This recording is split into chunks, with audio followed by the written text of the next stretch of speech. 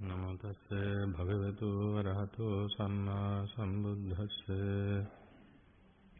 නමෝ තස්ස භගවතු වරහතෝ සම්මා සම්බුද්දස්ස නමෝ තස්ස භගවතු වරහතෝ සම්මා සම්බුද්දස්ස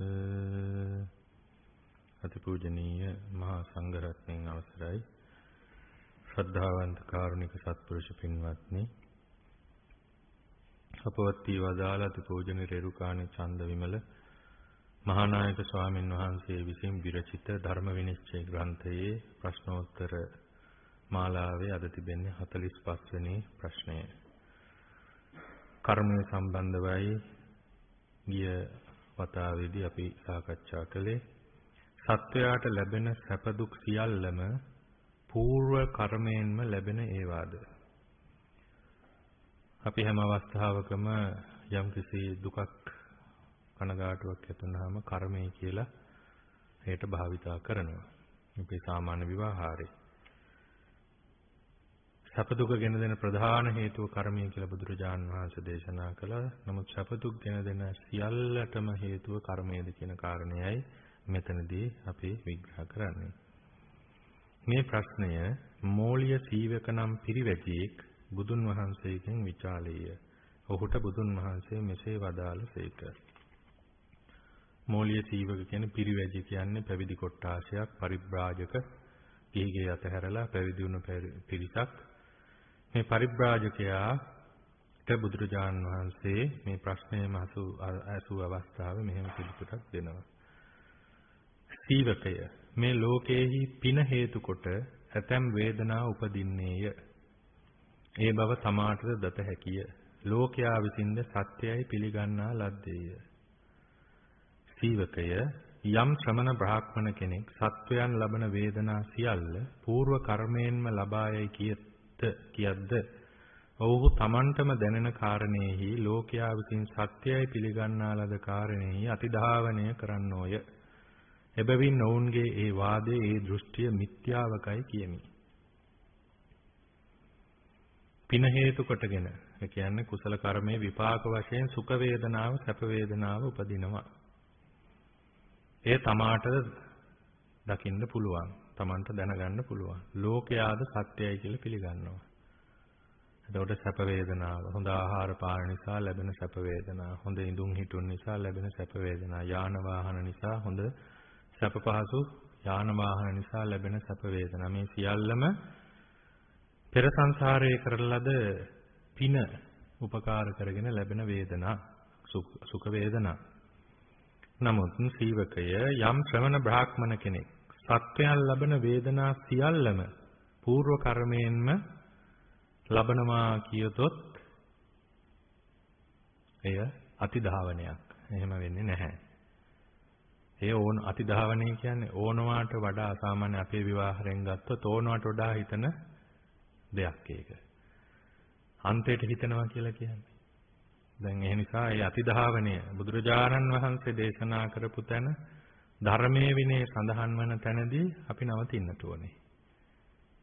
බොහෝ අවස්ථාවල ওই විනය කාරණා වගේ අවස්ථා සමහර ධර්ම කාරණා අතිධාවනය කරනවා. අතිධාවනයේ යෙදෙනවා. මේ අතිධාවනයේ යෙදෙනකොට එතනදී මොකද වෙන්නේ? සිත වික්ෂිප්ත වෙනවා. සමහර විට අතිධාවනය නිසා අන්තයට හිතන්න යනකොට මොකද වෙන්නේ? ශ්‍රද්ධාව පිරීලා යනවා. හයි ඔහුට සැක උපදිනවා ඊට පස්සේ. ඒ අන්තයට හිතන්න ගියාම සැක උපද මේක කැපද අකපද කල යුතුද නොකල යුතුද කියලා අපි සිතන්නට ඕනේ. නමුත් අන්තයට බුදුරජාණන් වහන්සේ දේශනා කළා නම් එතන සුදුසුයි කියලා ඒක සුදුසුමයි.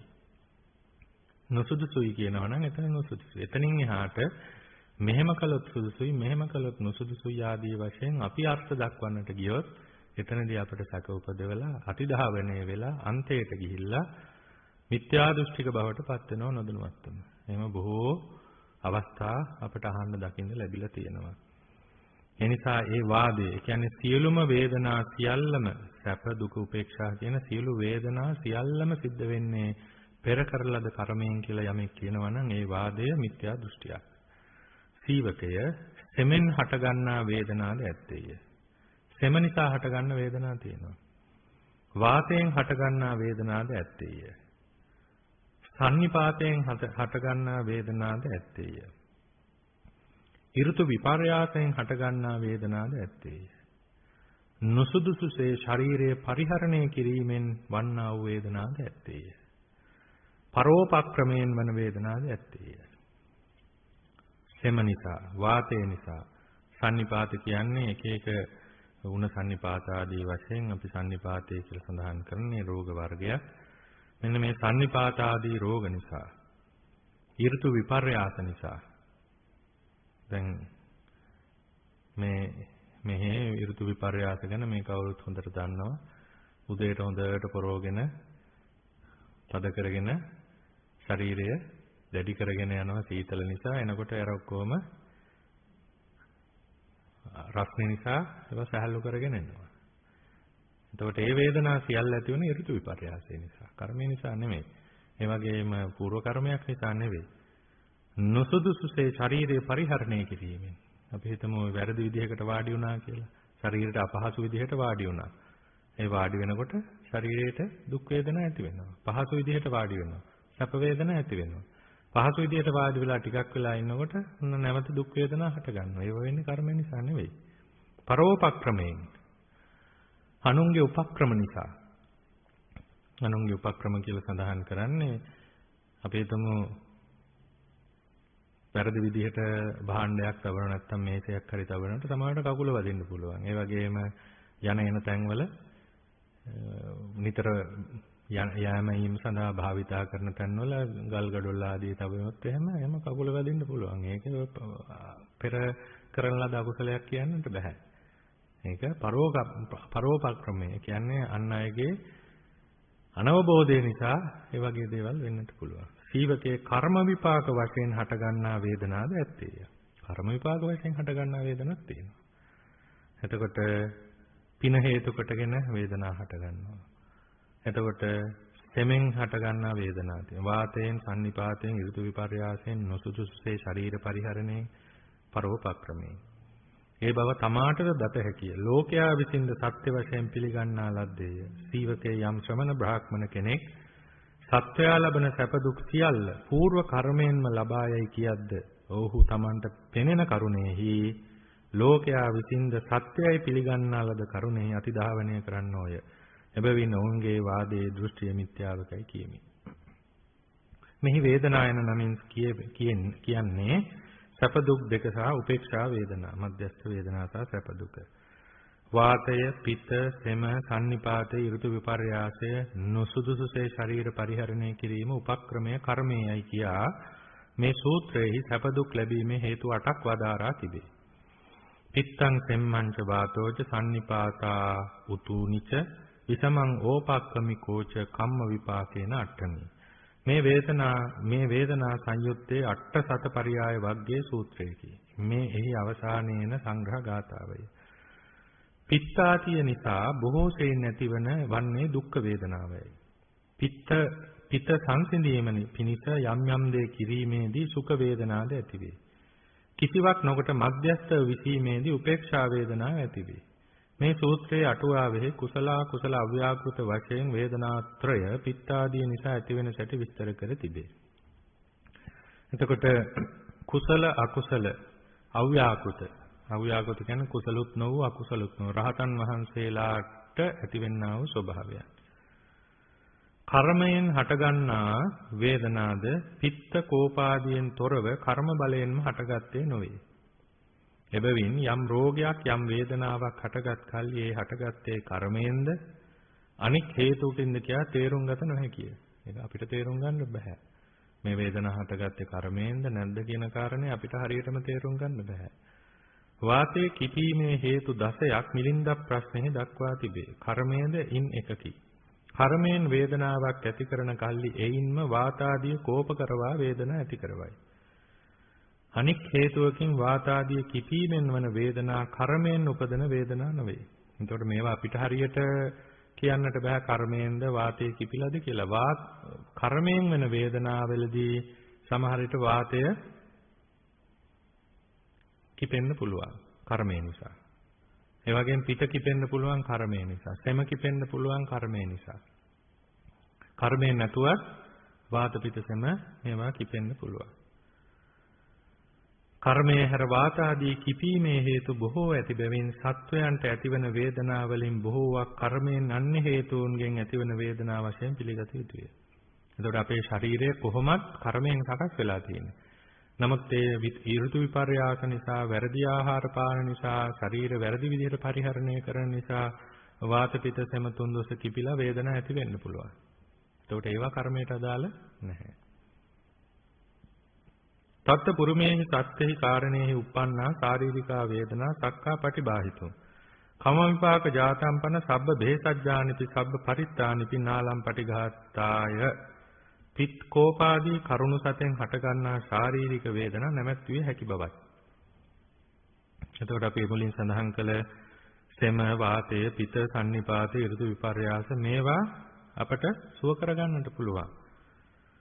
නමුත් කර්ම විපාක වශයෙන් හටගන්නා ශාරීරික වේදනා වැළැක්වීමට බෙහෙත් වා පිරිත් යන්ත්‍ර මන්ත්‍ර අපෝසත් බවත් සංයුක්තයේ අටුවාවේ දක්වා තිබෙනවා.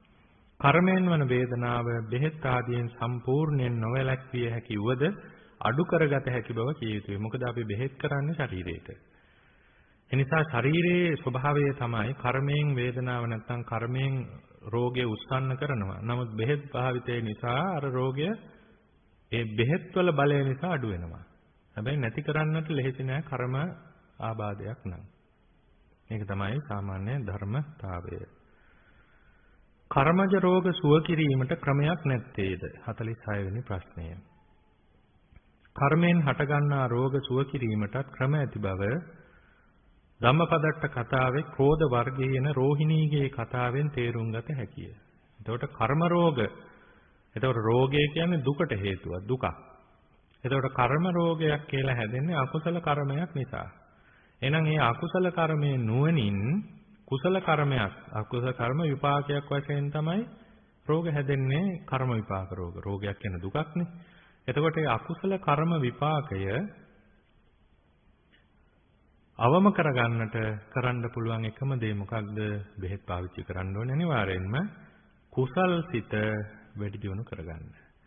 කුසලයේ වැඩි දියුණු කරනකොට මොකද වෙන්නේ? අර අකුසල විපාකයේ කර්මයේ යටපත් වෙන්නට පුළුවන්. එක්කලක අනුරුද්ධ මහරහතන් වහන්සේ 500ක් භික්ෂූන්ද සමග කිඹුල්වත් පුරයට වැඩිසේක. උන්වහන්සේගේ නැගණිය වන රෝහිණිය හැර සෙසු නෑයෝ උන්වහන්සේ දක්නට පැමිණියහ. රෝහිණියගේ නොපැමිණීම ගැන විචාල කල්ලි කුෂ්ඨ රෝගයක් වැළඳී ඇති බැවින් ලැජ්ජාවෙන් නෑ නොපැමිණියාය. නෑයෝ තෙරුන් වහන්සේට සැලකලා. එතකොට කුෂ්ඨ අපි එදත් කතා කළා කුෂ්ඨ ඒ වගේම ගෙඩි ශරීරයේ ගෙඩි ඒ වගේම සුදු කබර ආදී වශයෙන් අපස්මාර ක්ෂය රෝග ආදී අදුම ආදී මේවා බොහෝ විට කර්ම රෝග. එකල්ලි තෙරුන් වහන්සේ ඇය කඳවාගෙන එන පරිදි කෙනෙකු යැවූහ. රෝහිණී තෙරුන් වහන්සේගේ අන නොඉක්මවා සියුම් 70කින් සිරුර වසාගෙන තෙරුන් වහන්සේ ඉදිරියට පැමිණ කුෂ්ඨ රෝගය නිසා ලැජ්ජාවෙන් කලින් නොපෙමිණි බව සැලකලාය. එකල්ලි තෙරුන් වහන්සේ නැගණියනි. තිත පින්කමක් කිරීම නරකදයි ඇසූහ. හොඳයි ස්වාමීනි මම කිනම් පින්කමක් කරන්නෙන්දයි රෝහිණී කීවාය. මහා සංඝනට අසුන් හලක් කරවයි තෙරුන් වහන්සේ වදාළහ. මහා සංඝයාට ආවාසයක් කරන්න. එබඳු ලොකු වැඩක් මම කෙසේ කරම්දයි රෝහිණී කීවාය. තිගේ ආභරණ රාශියක් තිබෙනව නොවේද? ඒවා කොතෙක් වටිනවාදයි තෙරුන් වහන්සේ ඇසූහ. ස්වාමීනි දසදහසක් පමණ වටිනේය. රෝහිණී කීවාය. එසේනම් මේවා මිල කොට ඒ මිලෙන් අසුන් හලක් කරවයි වදාළසේක. මට අසුන් හලක් කවුරු කරවා දෙද්දයි රෝහිණිය කීවාය. තෙරුන් වහන්සේ ළඟ සිටි නෑ පිරිස දෙස බලා ඒ කරවීම නුඹලාට බාරයයි වදාළහ. නුඹ වහන්සේ කුමක් කරන සේක්දයි නෑයෝ කීය. අප දෙයට සහාය වන්නෙමුයි තෙරුන් වහන්සේ වදාළහ. නෑයෝ ආසන ශාලාව කරුණු පිණිස දැව ආදිය රැස් කළහ. තෙරුන් වහන්සේ ආසන ශාලාව කිරීමට උපදෙස් දුන්හ. එය දෙමහල් ගොඩනැගිල්ලක් විය. එහි උඩුමහලේ මාලයේ සොල්දරයේ දැමූ තැන් පටන් මහ සංඝනට පෑන් තැබීම් හැමදීම් අසුන් පැනවීම ආදී වත් සියතින්ම කරන ලෙස තෙරුන් වහන්සේ රෝහිණීට නියම කළහ. ඕමහත් සදහැයෙන් තෙරුන් වහන්සේ වදාළ පරිදි දිනපතා සංඝයාගේ වතපිළිවෙත කළාය. භික්ෂූහු දිනපතාම අසුන්වලට ගොස් ඇය ගෙනවිත් තබන පෑන් පරිභෝග කරන්නාහ. ඇය පනවා තබන අසුන්වල වැඩ සිටින්නාහ. අසුන්හලේ වත්පිළිවෙත් කරත්ම කිසිම බෙහෙතකින් සුව කළ නොහැකිව තිබූ ඇගේ කුෂ්ඨ රෝගය ක්‍රමයෙන් වියලී යන්නට පටන් ගත්තේය. එතකොට මේ ආසන ශාලාව කියන්නේ අතීතයේ දඹදිවත් ලංකාවේ ගම්වල මේ ආසන ශාලා කියලා විශේෂ ශාලාවක් තිබුණා. ස්වාමින් වහන්සේලා පින්ඩපාතේ වඩින්න කලින් හිමිදිරි උදෑසන ඒ ආසන ශාලාවට වැඩම කරනවා. ගමේ පින්ඩපාතේ වඩින්න කලින්. එතකොට ඒ ආසන ශාලාවේ සද්ධාවන්ත පින්නතුල්ලා කැඳ, කැවිලි වර්ග ආදී සකස් කරලා තියෙනවා. එතකොට ඒ ස්වාමින් වහන්සේලා ඒ කැඳ, කැවිලි ආදී වළඳලා පින්ඩපාතේ වඩිනවා. එතකොට අතීතයේ බොහෝ අපට පෙනෙනවා උදේ දානයක්, කීල දානයක් කියලා මේ වගේ විශේෂයෙන් තිබිලා නැහැ. තිබිලා තියෙන්නේ පින්ඩපාතේ වඩින්න කලින් අර වගේ සුළු ආහාරයක් වළඳලා ස්වාමින් වහන්සේලා පින්ඩපාතේ වැඩම කරනවා. පින්ඩපාතේ වැඩම කළා එයින් අනතුරුව සමහර විට අර ආසන ශාලාවටම වැඩම කළා වළඳනවා. එනිසා අර ස්වාමින් වහන්සේලාගේ සුව පහසුව පිණිසයි මේ ආසන ශාලාව පෑන් පරිභෝගයේ පෑන් සඳහා ටික වේලාවක් විවේක ගැනීම පිණිස විවේක කියන්නේ ඉඳගෙන වැඩ ඉඳීම පිණිස තමයි මේ ආසන ශාලා සකස් කරලා තියෙන්නේ. ඉතින් මෙතුමිය අර අනුරුද්ධ මහරහතන් වහන්සේගේ නැගණිය අර ඔය උපදේශ අනුවම කටයුතු කරපු නිසා කුසලය වැඩුණා. කුසල ශක්තිය වැඩුණා. එතකොට තවත් විශේෂ දෙයක් තමයි මේ ආසන ශාලාව දැන් අනුරුද්ධ මහරහතන් වහන්සේගේ නැගණිය කියන්නේ මහා ධන සම්පත් ඇති කෙනෙක්නේ. ඉතින් ධන සම්පත් ඇති වුණාට භාණ්ඩාගාරයෙන්වත් එහෙම නැත්නම් සිටුමාලිගේ තව කෙනෙක්ගෙන්වත් දෙමව්පියන්ගෙන්වත් එහෙම ඉල්ලන්න නෙවෙයි. තමාගේම තමන්ම භාවිතා කරන තමාගේම ආභරණ. එතන තමයි විශේෂත්වය. ඒ කියන්නේ සම්පූර්ණයෙන්ම තමාගේ දේ අතහරිනවා. වෙන කාගෙන්වත් නෙමෙයි. තමාගේ දේ අතහරිනවා. එතනත් බලවත් කුසලයක් තමයි සකස් වුනේ. ශාලාව කරවා අවසානයේහි රෝහිණී බුදුපාමොක් මහසඟනෙහි වැඩම කරවා මහ දනක් දුන්නාය. දන් වළඳ අවසානයේහි තථාගතයන් වහන්සේ මේ දානේ කාගේදය ඇසූහ. එකල්ලි අනුරුද්ධ මහ තෙරුන් වහන්සේ මේ දානේ මාගේ නැගණිය වන රෝහිණීගේයයි සැලකලහ. එකල්ලි තථාගතයන් වහන්සේ කැඳවන ලෙස වදාළහ. ඕතමෝ බුදුන් වහන්සේ ඉදිරියට එන්නට නොකැමැති වූාය. එහෙත් තථාගතයන් වහන්සේ නැවතද ඈ කැඳ වූහ. ඇය අවුත් වැඳ සිටි කල්හි තථාගතයන් වහන්සේ තී නොආවේ කුමක් නිසාදයි වදාළහ.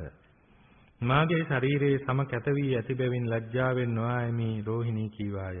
එකල්ලි තථාගතයන් වහන්සේ මේ රෝගය කවර හේතුවකින් ඇති වූවේදයි තී දන්නේහිදයි විචාලසේක. රෝහිණී නොදෙනිමි ස්වාමීනි සලකල කල්ලි නුඹේ ක්‍රෝධය නිසා නුඹට මේ රෝගය ඇති වූයේ වදාළසේක. රෝහිණී මා විසින් කුමක් කරන ලදදයි විචාල කල්හි තථාගතයන් වහන්සේ අතීතෙහි අය කළ පාපේ වදාළසේක. අතීතෙහි රෝහිණී බරණැස් රජුගේ අගමේසිය වූාය. ඇය රජුගේ එක් නාටිකාංගනාවක් හා වෛර බැඳ ඇගෙන් පරිගැනීමට සිතා දිනක් ඇය තමා සමීපයට ගෙන්වා ඇයට නොදෙනන පරිදි අනෙකුකු ලවා ඒ ස්ත්‍රියගේ යහනෙහි ඇතිරිලිවල කහමිලියා ගෙඩි සුණු කරවා ගැල්ලුවාය. කහමිලියා ගෙඩි කුඩු කරලා යහනේ දැම්මා. ඕතමෝද ක්‍රීඩා කරන ආකාරයෙන් කහමිලියා සුදු ඇගේ ශරීරෙහිද ගැල්ලුවාය. විහිළුවට වගේ අර කුඩුව අර නාටිකාංගනාවේ ශරීරෙත් දැම්මා. එකෙනෙහිම නාටිකාංගනාවගේ ඇඟේ පළු මතු වී කසන්නට පටන් ගත්තාය. ඇය වේදනාව නොවිසිය හැකිව තමාගේ යහනේ වැතිර ගත්තාය. එහි වූ කහමිලියා සුණු තැවරීමෙන් ඇගේ වේදනාව තවත් බලවත් වූාය. මේ රෝහිණී අතීතයේ කළ පාපය තථාගතයන් වහන්සේ මේ යටගේ පුවත ගෙනහැර දක්වා දහම් දෙසූ කල්ලි බොහෝ දෙනෙකුන් සමග රෝහිණීද සෝවාන් ඵලයේ පිහිටියාය. එකෙනෙහිම කුෂ්ඨ රෝගය සම්පූර්ණයෙන්ම සුව වී ඇගේ ශරීරයේ රන් රුවක් මෙන් බබලන්නට වූයේය. ඇතැම් අකුසල කර්මයන්ගේ විපාකය ඒ අකුසලයට විරුද්ධ කුසලයන් කිරීමෙන් වළක්වා ලිය හැකි බව මේ රෝහිණීගේ කතාවෙන් තේරුම් ගත හැකිය. ඒක සාමාන්‍යයෙන් අපි කවුරුත් අහලා තියෙන ඒ කාරණය. ඒ අකුසල දැන් මාරක නක්ෂත්‍රය කියන කාරණේ ශාස්ත්‍රයක්. ඒ ශාස්ත්‍රානුකූලව යම් කිසි දෛවයේ නැත්නම් තමන්ගේ ජීවිතයේ යම් යම් දේවල් ඒ ශාස්ත්‍රානුකූලව කියන්නට පුළුවන්. ඒක 100% නිවැරදි කියන්නට බෑ. මොකද ඒක ශාස්ත්‍රයක්. එනිසා ඉබේම මේ දහම අනුවම සකස් වෙලා තියෙනවා කෙනෙකුට ජීවිතේ හානි වෙන්න අවස්ථා තියෙනවා නම් මොකක්ද කියන්නේ? සතුන් නිදහස් කරන්න. අබේ දාණය දෙන්න කියලා කියනවා නක්ෂත්‍ර විද්‍යාවෙන් නක්ෂත්‍රයෙන් ආගමික පැත්තෙන්. ඒ වගේම කෙනෙකුගේ පෙර අකුසල තියෙනවා නම් බෝධි පූජා තියන්න. ඒතකොට බෝධි පූජාව කියන කාරණය බොහොම ගෞරවයෙන් ඒ අවස්ථාවේ තියෙනවා. මලු පෙත්මන් හැමදලා පිරිසිදු කරලා ඒ හැමදේම පිරිසිදු කරනකොට දවස් 7ක් කියලා විශේෂයක් නැහැ. දවස් ගණනක් එක දිගට කරනකොට සමහර විට අර අකුසල බලවේග සිතේ අකුසල විපාකයේ බලපාන්නේ ශරීරයට නෙමෙයිනේ. සිතට තමයි දුක සකස් වෙන්නේ. සිතට තමයි දුක බලපාන්නේ. එහෙනම් සිතේ ප්‍රසාදයට එක්ක අර දුක අවම වෙලා යන්නට පුළුවන්. අනුරුද්ධ මහරහතන් වහන්සේ තමාගේ ආභරණ විකුණා ආසන ශාලාවක් කරවීමේ හා එහි වතපිළිවෙත කිරීමෙහි යොදවනු ලැබුවේ ඒ පින් වලින් අතීත අකුසල කර්මයේ බලය හීන වී යන බැවිනි. ඒ පින් නොකළා නම් ජනයා ඉදිරියට නොපැමිණිය හැකි රෝගය නිසාගේ ජීවිතේ නිෂ්ඵල වන්නේය. මතු බොහෝ ಜಾති කරනක්ද ඇයට එසේම සිදුවන්නට තිබුණි. කලපවට විරුද්ධ වූ කුසල ක්‍රියාවන් ඒ දුකෙන් මිදුණාය. ඇය කළ පාපේ නම් අනික් තැනැත්තියකට දුක් දීමය. ආසන ශාලාවක් කරවා එහි වතපිළිවෙත කිරීම අනුන්ට සැපයක් ඇති කර දීමේකි. අනුන්ට කියන්නේ මහා සංඝරත්නයට. එබැවින් එය අනුන්ට දුක් දීමේ අකුසලයට ප්‍රතිවිරුද්ධ කුසලයකි. 47 වෙනි ප්‍රශ්නය.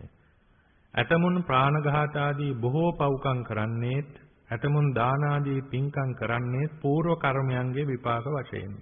මේක හැමෝම අහන ප්‍රශ්නයක් අද වර්තමානයේ.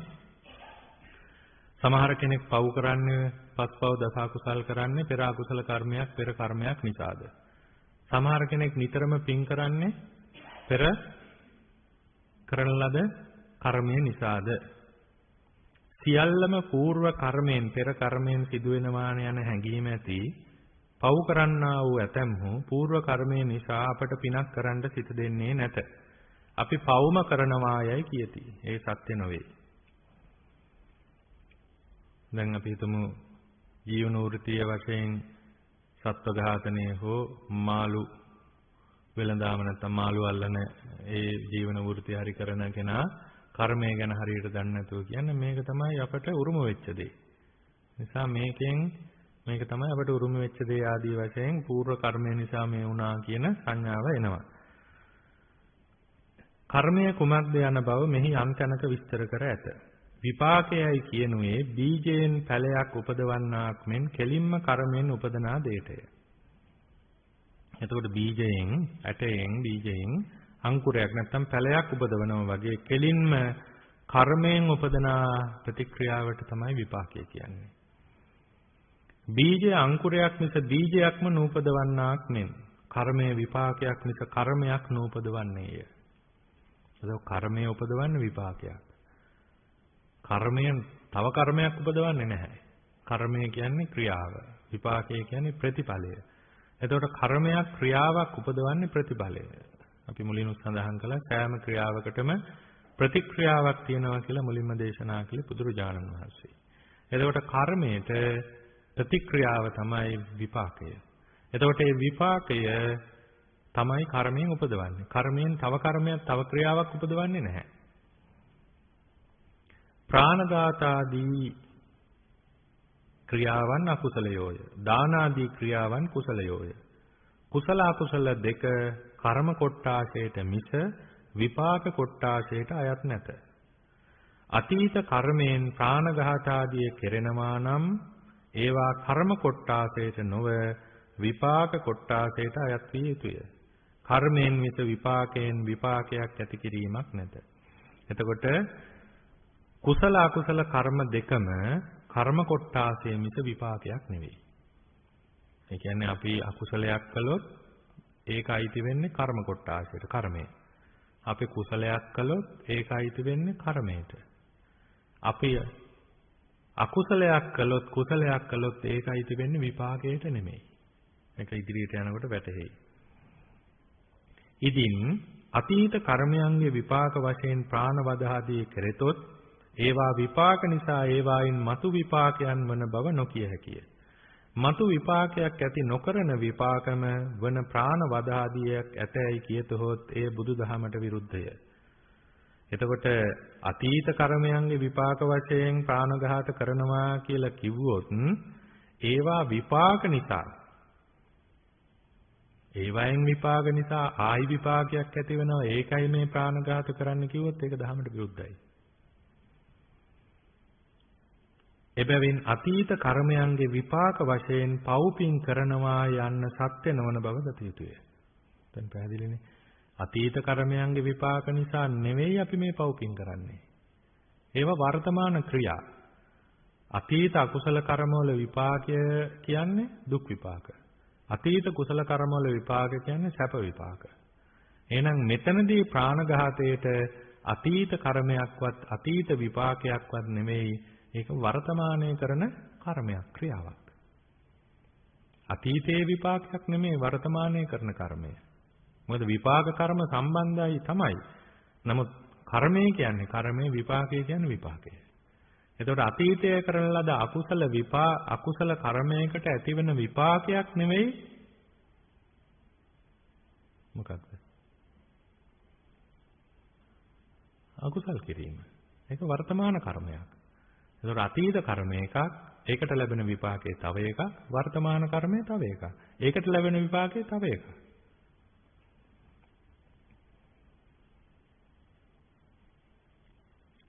කර්මයේ විපාක දීමෙන් ගෙවි යන්නකි. කර්ම විපාක වශයෙන් කර්මම ඇතිවෙත හොත් වරක් ප්‍රාණඝාත කළ තැනැත්තෙකුට නැවත නැවතත් ප්‍රාණඝාතම කරන්නට වන්නේය. මම පැහැදිලිනේ. ඒ කියන්නේ කර්ම විපාක වශයෙන් කර්මම ඇතිවෙත හොත්. දැන් කර්ම විපාකයක් විදිහට දැන් අපි හිතනවානේ ප්‍රාණඝාත කරන තැනක පවුලක අපි ඉපදුනේ අතීත කර්ම විපාකයක් නිසා කියලා. ඒක අකුසල කර්මයක් නිසා තමයි ඉපදුනේ. නමුත් අපි හිතනවානේ අතීත අකුසලයක් නිසා, අතීත ක්‍රියාවක් නිසා මේතන සිද්ධ වුනේ කියලා. අතීත ක්‍රියාවට විපාකයයි මේ සිද්ධ වෙලා තියෙන්නේ.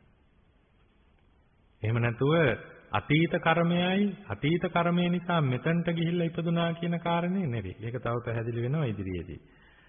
කර්ම විපාක වශයෙන් කර්මම ඇතිවෙත හොත්, එතකොට අතීත කර්මයක් නිසා කර්ම විපාක වශයෙන් කර්මම ඇති වෙනවා නම් වර ප්‍රාණඝාතය කළ තැනැත්තාට නැවත නැවත ප්‍රාණඝාතම කරන්න වෙනව. කවදාවත් එයාට එයින් ගැලවෙන්න පුළුවන් කමක් නැහැ. වරක් සොරකම් කළ එකෙකුට නැවත නැවත සොරකම්ම කරන්නට සිදුවන්නේ කර්ම පරම්පරාව කෙලවර නොවන්නේද? එය නොවිය හැක්කකි. එබැවින්ද අතීත කර්ම විපාක විසින් පින්පව් කරනවා යනු සත්‍යයක් නොවන බව කිය යුතුය. එතකොට දැන් බෝධිසත්වයන් වහන්සේත් එක අවස්ථාවක අතීත අකුසල කර්මයක් නිසා මේ ජීවිතයේ අර මසුන් මරණ පවුලක ඉපදුනා. හැබැයි මසුන් මරණ පවුලක අතීත අකුසල කර්ම විපාකයක් නිසා, කර්මයට ලැබෙන විපාකයක් නිසා ඉපදුනාට බෝසතාණන් වහන්සේ මසුන් මරුවේ නැහැ. එහෙනම් ඒකෙන් අපට වැටහෙනවා අතීත අකුසල කර්ම විපාකය නිසා මේ ජීවිතේ පින්පව් කරනවා කියන්න බෑ. ඒකයි මේ කියන්නේ. ඉපදෙන්න පුළුවන්, කර්මයෙන් තමයි ඉපදෙන්නේ. අතීත අකුසල කර්ම විපාකයක් නිසා මේ ජීවිතේ දුක්ඛිත තනක උත්පත්තිය ලැබනවා. ඒක විපාකය. ඒක අතීත අකුසල කර්මයක් නිසා අතීතේ ප්‍රාණඝාතය කළා කියලා මේ ජීවිතේ ප්‍රාණඝාතය කරනවා කිව්වොත් ඒක වැරදි. ඇයි මේ ජීවිතේ ප්‍රාණඝාතය කරන්නේ මේ ජීවිතයේ ඇති වුණා වූ අකුසල කර්මවල විපාකය. සසර පුරුදු දිගින් දිගට යනවා. ඒ කාරණේ නෙමෙයි මෙතන කියන්නේ. මෙතන කියන්නේ ප්‍රශ්නේ මොකද්ද? පව්කම් කරන්නේ, පින්කම් කරන්නේ පූර්ව කර්මයන්ගේ විපාක වශයෙන්ද කියන කාරණේ. එතකොට මේ මොහොතේ ඇතිවෙන හිතයි සත්ව ඝාතනයට ඇති වෙන්නේ. මේ මොහොතේ ඇතිවෙන කර්මය තමයි සත්ව ඝාතනය. මේ මොහොතේ ඇතිවෙන කර්මය තමයි දන් දීම. එතකොට අතීත සංසාරයේ කුසල අකුසල කර්ම නිසා මේ මොහොතේ සැප දුක් විඳිනව මිසක් කුසල අකුසල කර්ම කරනව නෙවෙයි. පැහැදිලිද? ඒ කියන්නේ අතීත නැවත කියනවා නම් අකුසල් කිරීමේ ප්‍රධාන හේතුව ඒ පුද්ගලයන් තුල ඇත්තා වූ ක්ලේශයෝය.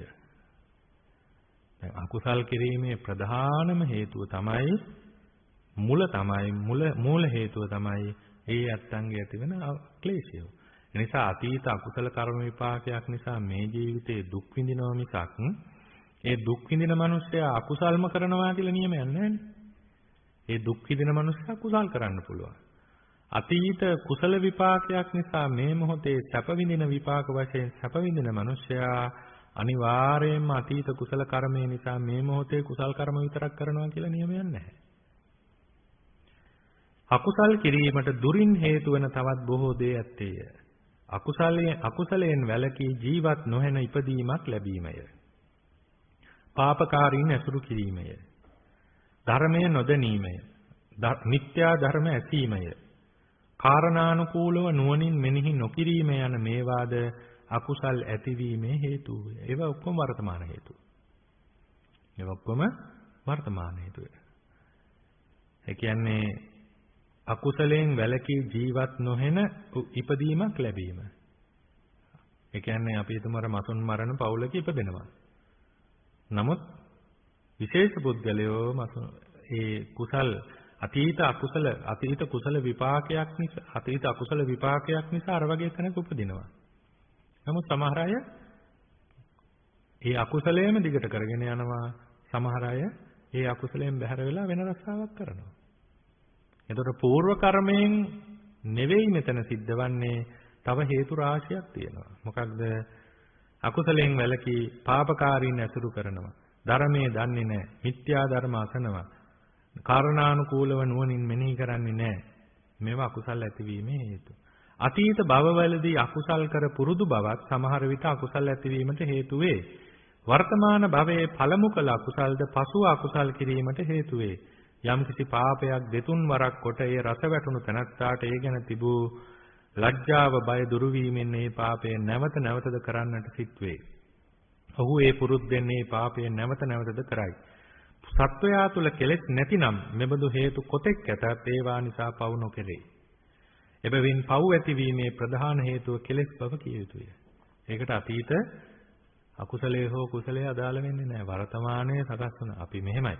අපේ මෞකුස පිරිසිඳ ගන්නේ කර්ම විපාකයක් වශයෙන්. එතකොට අපට මේ ජීවිතේ කුසල් අකුසල් මතුවෙන්නේ වර්තමාන බොහෝ හේතු නිසා. අතීත හේතු සම්බන්ධම නැහැ කියන්න බෑ. මේක කර්ම පරම්පරාවක්නේ. වර්තමාන බොහෝ හේතු නිසා අපේ ප්‍රයෝග සම්පatti ප්‍රයෝග විපatti නිසා අපි කුසල් අකුසල් වලට යොමු වෙන්නට පුළුවන්. ඒ සියල්ල పూర్ව කර්මයෙන් සිද්ධ වෙනවා කියන කාරණේ නෙවෙයි මෙතන කියන්නේ. ඒකයි ප්‍රශ්නේ. ප්‍රාණඝාත කරන්නේ పూర్ව අකුසල කර්ම නිසා. ඒ වගේම දන් දෙන්නේ పూర్ව කුසල කර්ම නිසා කිව්වොත් ඒකයි වැරදි. තව හේතු රාශියක් තියෙනවා. එකම හේතුව పూర్ව කර්මය නෙවෙයි. පෙර අකුසල් පසුව ඇතිවන අකුසල් වලට පමණක් නොව සමහර අවස්ථාවකදී කුසලයන්ටද හේතු වේ. බොහෝ අකුසල් කර සමහරු තමන් කළ අකුසල් ගැන බිය වී ඒවායි විපාක වළක්වා ගැනීමේ බලාපොරොත්තුවෙන් සමහර විට බොහෝ කුසල් කරති. එසේ කුසල් කරන්නා වූ තැනැත්තන්ගේ ඒ කුසල් ඇතිවීමට කලින් කළ අකුසල දෙක හේතුවකි. අකුසලයට මෙන්ම කුසලයට ප්‍රත්‍ය වෙන බව අකුසලෝ ධම්මෝ කුසලස්ස ධම්මස්ස උපනිස්සේ පච්චේන පච්චය යනුවෙන් ප ဋ ාණ මහා ප්‍රකරණයේදී වදාරා තිබේ. එතකොට යම් කෙනෙක් ගොඩක් අකුසල් කරනවා. අකුසල් කළා බණක් අහලා හරි පොතක් බලලා හරි අකුසලයට බය වෙනවා. බය වෙලා ඒ අකුසල් වලින් ලැබෙන විපාකයට ඒ විපාකේ නැති කරගන්න හිතාගෙන කුසල් කරනවා. එතකොට එයා කුසල් කරන්න යොමුනේ අකුසලයට බය ඇති වෙලා. අකුසල් කරපු නිසා තමයි එයා කුසලයට පෙළඹුණේ. එහෙම චරිත ඕන තරම් තියෙනවා. අඟුලිමාල ආදී චරිතත් එහෙමයි. එහෙනම් අකුසල් කරලා අකුසලයට බිය වෙලා ඒ අකුසලයෙන් එන විපාකයේ අඟුලිමාල ස්වාමින් වහන්සේ වශයෙන් විපාකයේ නවත්ත ගන්න නෙමෙයි මේ ධර්මයේ හැසිරුනේ. ඒ උදාහරණය මෙතන ගන්නට බෑ. නමුත් මේ අකුසලයෙන් උන්වහන්සේ නැත්නම් ඒ අඟුලිමාල වැළකුණා. අකුසලයෙන් වැළකීලා කුසල් මාර්ගයේ ගමන් කළා. තවත් කෙනෙක් ඉන්න පුළුවන් අකුසලයට බය වුණේ අකුසල විපාකයට බය වෙලා මේ විපාක ලැබුණොත් මං අන්ත දුකකට වැටෙනවා. ඒ නිසා ඉක්මනට කුසල් කරගෙන මේ විපාක වළක්වා ගන්න ඕනේ කියන අදහසෙන් කුසල් කරනවා. එතකොට ඒ කුසලය සකස් වුණේ කුමක් නිසාද? තමන් අකුසල් කරපු නිසා. නැත්තම් කවදාවත් කුසලයේ ගැන දැනෙන්නේ නැහැ. කුසලයට බය ඇති උනේ වැඩිපුර අකුසල් කරලා ඒකට බය ඇති වුණ නිසා. සමහර කෙනෙකුට අකුසල් කරලා කුසලයට යොමු වෙන්න කාලෙ මදි වෙන්න පුළුවන්. අවශ්‍ය කෙවෙන්න පුළුවන්. ඒ ප්‍රත්‍ය භාවයේ හේවත් හේතු භාවයේ විපාකයක් නොවේ. කර්ම වලට දුරින් ප්‍රත්‍ය වෙනවා මිස කර්මයක විපාක වශයෙන් කවදාවත් කර්මයක් ඇති නොවන බව කිය යුතුය. කර්මයට විපාකයක් වශයෙන් කවදාවත් කර්මයක් ඇති වෙන්නේ නැහැ. ඒක පැහැදිලිව තේරුම් ගන්න ඕනේ. කර්මය කියන්නේ එකක්, විපාකය කියන්නේ එකක්. අපි සාමාන්‍යයෙන් කර්මයේ විපාකයට කර්මය කියන වචනය භාවිතා කරනවා. ඒක වැරදි. කර්මය කියන්නේ ක්‍රියාව. විපාකය කියන්නේ ප්‍රතිඵලය. එතකොට විපාකය ක්‍රියාවක් බවට පත් කරන්න බෑ. කර්මය තව කර්මයක් බවට පත් කරන්න පුළුවන්. පපත් වෙනවා. කර්මයක් හේතු කරගෙන කුසල කර්මයක් හේතු කරගෙන කුසල කර්මයක් සිද්ධ වෙන්න පුළුවන්. සිද්ධ වෙනවා. අකුසල කර්මයක් හේතු කරගෙන අකුසල කර්මයක් සිද්ධ වෙනවා. දැන් අපි මුලින් සඳහන් කළා අකුසල කර්මයක් හේතු කරගෙන කුසල කර්මයක් කරගන්න පුළුවන්. අර අකුසලයට බය වෙලා අකුසල් විපාක එක උදාහරණයක් අකුසල් විපාක එයි කියලා බයයට කුසල් කර්ම කරනවා. ඒක එතකොට ඒ කුසලයේ කර්මයට යා නැවුනේ මොකක් නිසාද? අකුසල කර්මය නිසා. එතකොට කුසල කර්මය අකුසල කර්මයට හේතු වෙන්නත් පුළුවන්. ශ්‍රද්ධාවෙන් කුසල් දහම් දියුණු කරලා මිත්‍යා දෘෂ්ටියක් නිසා කුසලයේ කියලා හිතාගෙන දෘෂ්ටියක් හිතේ දරාගෙන අකුසලයට යොමු වෙන්න පුළුවන්. එතකොට ඒ අකුසලයට යා යොමු වුණේ අර කුසලයේ වැඩිලා කුසලයේ වඩලා කුසලයේ නිසා අතිධාවනයේ නිසා සකස් වෙච්ච දෙයක් වෙන්න පුළුවන්. එතකොට මේ කුසලයේ අකුසලයට ප්‍රත්‍ය වෙනවා, අකුසලයේ කුසලයට ප්‍රත්‍ය වෙනවා, කුසලයේ කුසලයට ප්‍රත්‍ය වෙනවා, අකුසලයේ අකුසලයට ප්‍රත්‍ය වෙනවා. මේ තමයි පටිච්ච සමුප්පාදානුකූලව නැත්නම් මහා ප ဋ ාහන ප්‍රකරණ දේශනාවේ සඳහන් ධර්මය. හැබැයි කවදාවත් මේ ප්‍රශ්නේ අපි මුලින් සකස් කර ඇහුවේ මොකක්ද? අකුසලය විපාකයක් සකස් කරනවා මිසක් නැත්නම් කර්මයක් විපාකයක් සකස් කරනවා මිසක් මොකද්ද? කර්මයක් සකස් කරන්නේ විපාකයක් සකස් කරන්නේ නැහැ. කර්මයක විපාක වශයෙන් කවදාවත් කර්මයක් ඇති කරන්නේ නැහැ. කර්මයක විපාකයක් වශයෙන් ක්‍රියාවක් ඇති කරන්නේ නැහැ. විපාකය කියන්නේ ප්‍රතිඵලය. ප්‍රතිඵලය එතනින් ඉවරයි. එතකොට මේ ප්‍රතිඵලෙන් යම් කෙනෙක් කුසල හෝ අකුසලයක් කරනවා නම් ඒක නැවත කර්මය මිසක් විපාකයක් නෙමෙයි. ඒකයි මෙතන ස්ථීර වශයෙන්ම පිළිගන්නට ඕනේ මොකක්ද? එබැවින් අතීත කර්මයන් විපාක දීම් වශයෙන් කිසිවකු දැන් පව් නොකරන බවත් කෙලෙසුන් නිසාම පව් කරන බවත් ස්ථීර වශයෙන්ම පිළිගත යුතුය. අතීත කුසල හෝ අකුසල කර්ම විපාක නිසා දැන් පින් පව් කරන ඒවා නෙවෙයි. කෙලෙස් නිසා තමයි අකුසල් කරන්නේ. කෙලෙස් මැඩ පැවැත්වීම නිසා තමයි කුසල් කරන්නේ. ඒකට අතීත කර්ම විපාකය කියන කාරණේ නෙවෙයි. කර්ම විපාකය විපාක දීලා ඉවර වෙන්නත් පුළුවන්, මතුවට විපාක දෙන්නත් පුළුවන්. විපාකයට කර්මය සම්බන්ධ කරගන්න එපා කියන එකයි මෙතනදී කියන්නේ. අතීත කර්මයන් විපාක දීම් වශයෙන් කිසිවකු දැන් පව් නොකරන බවක්, කෙලෙසුන් නිසාම පව් කරන බවත් ස්ථීර වශයෙන්ම පිළිගත යුතුය. ගොඩක් අය අහන ප්‍රශ්නයක් තමයි අපි මෙහෙම පාප කර්මයක් කළා ඒකට අතීත පාප කර්මයක් හේතු වෙනවද? අතීත පාප කර්මයක් අතීත පූර්ව කර්මයක් නිසාද දැන් අපි පව් කරන්නේ? දැන් අපි පින් කරන්නේ? අන්න ඒකයි එහෙම සම්බන්ධයක් නැහැ. ඒක සඳහන් කරන්නේ මොකක්ද? අතීත කර්ම විපාක දීම් වශයෙන් කර්මයේ විපාක දීම් වශයෙන් කිසිවෙකු දැන් පව් නොකරන බවත් ඒ කියන්නේ අතීත කර්ම විපාක වශයෙන් දැන් කර්මයයි විපාකයයි පටලව ගන්න එපා කියන කාරණය මෙතනදී පැහැදිලි කරගන්නට තියෙනවා. 48 වෙනි ප්‍රශ්නය. ආනිසංස ඵල විපාක යන මේ වචන වලින් කියවන්නේ එකම අර්ථයක්ද නැතහොත් එකිනෙකට වෙනස් අර්ථයක්. අපි කියනවා මහත්ඵල මහානිසංස. එතකොට කර්මඵල කර්ම විපාක. ආනිසංස ඵල විපාක යන මේ වචන කර්මය කළ උන්ට ඒ කර්මයේ හේතු කොට ලැබෙන සියලු සැප දුක් සම්පත් විපත් වලට සාමාන්‍යයෙන් කියන නාමයෝය. එතකොට කුසල් අකුසල් කර්ම කරපු අයට සැප දුක් විපාක සම්පත් විපත් ආදියට කියන කාරණේ තමයි වචන තමයි ආනිසංස ඵල විපාක කියන්නේ. අකුසල කර්මයෙන් ලැබෙන දේවල් කියන තැන්වල ඵල විපාක යන වචන දෙක මිස ආනිසංස යන වචනේ යෙදී තිබුණ නොදක්නා ලැබේ. එතකොට අකුසල විපාක වලට අකුසල ආනිසංස කියන්නේ නැහැ නේ අපි. සමහරට ආදීනව කියන වචනේ කියනවා. කුසල ආනිසංස කියලා කියන්නේ. මහප්පලා මහානිසංසාති උභය මේතං අත්තතෝ ඒකම් ව්‍යංජනමේව නාන. මහත්ඵල මහානිසංස යන වචන දෙක අර්ථයෙන් සමානය. වචන පමණක් වෙනස්ය.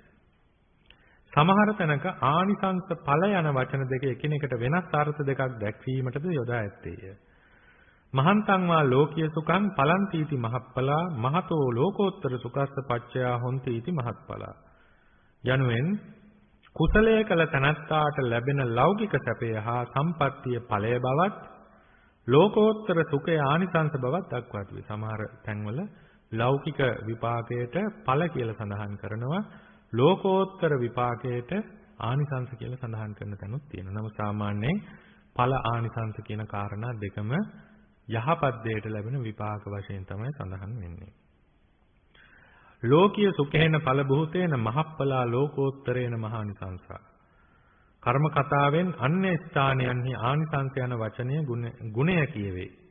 එතකොට කර්මය, කුසල කර්මයට විපාක කුසල ආනිසංස. අකුසල කර්මයට විපාක අකුසල කර්ම ඵල. ආනිසංස කියන්නේ නැහැ. ආදීනව කියන්න පුළුවන්. ඒ වගේම ගුණයටත් කියනවා මේ ආනිසංස කියලා. පංචමේ භික්ඛවේ ආනිසංසා යාගුවා. ඒ කියන්නේ මහණෙනි කැඳෙහි ආනිසංස පහක් තියෙනවා. ගුණ පහක් තියෙනවා කියන කාරණයයි එතන ආනිසංස කියන්නේ. ගුණ. පංචමේ භික්ඛවේ ආනිසංසා දන්ත කට්ඨස්ස කාදනේ. දැහැටි වැළඳීමේ ආනිසංස පහක් තියෙනවා කියලා එතන කියන්නේ ගුණය. දැහැටි කියන්නේ මේ අද තියෙන බ්‍රෂ් එක නෙවෙයි. ඒක නම් කිසිම ආනිසංසයක් නැහැ. අතීතයේ ඖෂධීය ඔය නාලිය, ඒ වගේම කුරුඳු, ඒ වගේම බෝඹු ආදී වශයෙන් කරඬ ආදී වශයෙන් දැහැටි දත් පිරිසුදු කරගන්න අතීත භික්ෂුන් වහන්සේලා සකස් කළ අදත් තියෙනවා. ඒ දැහැටි වැළඳීම කියන්නේ අනුභව කිරීම නෙමෙයි, දැහැටි වලින් දත් මැදීම නිසා ඇතිවෙන ආනිසංස පහක්, ගුණ පහක් බුදුරජාණන් වහන්සේ දේශනා කරනවා.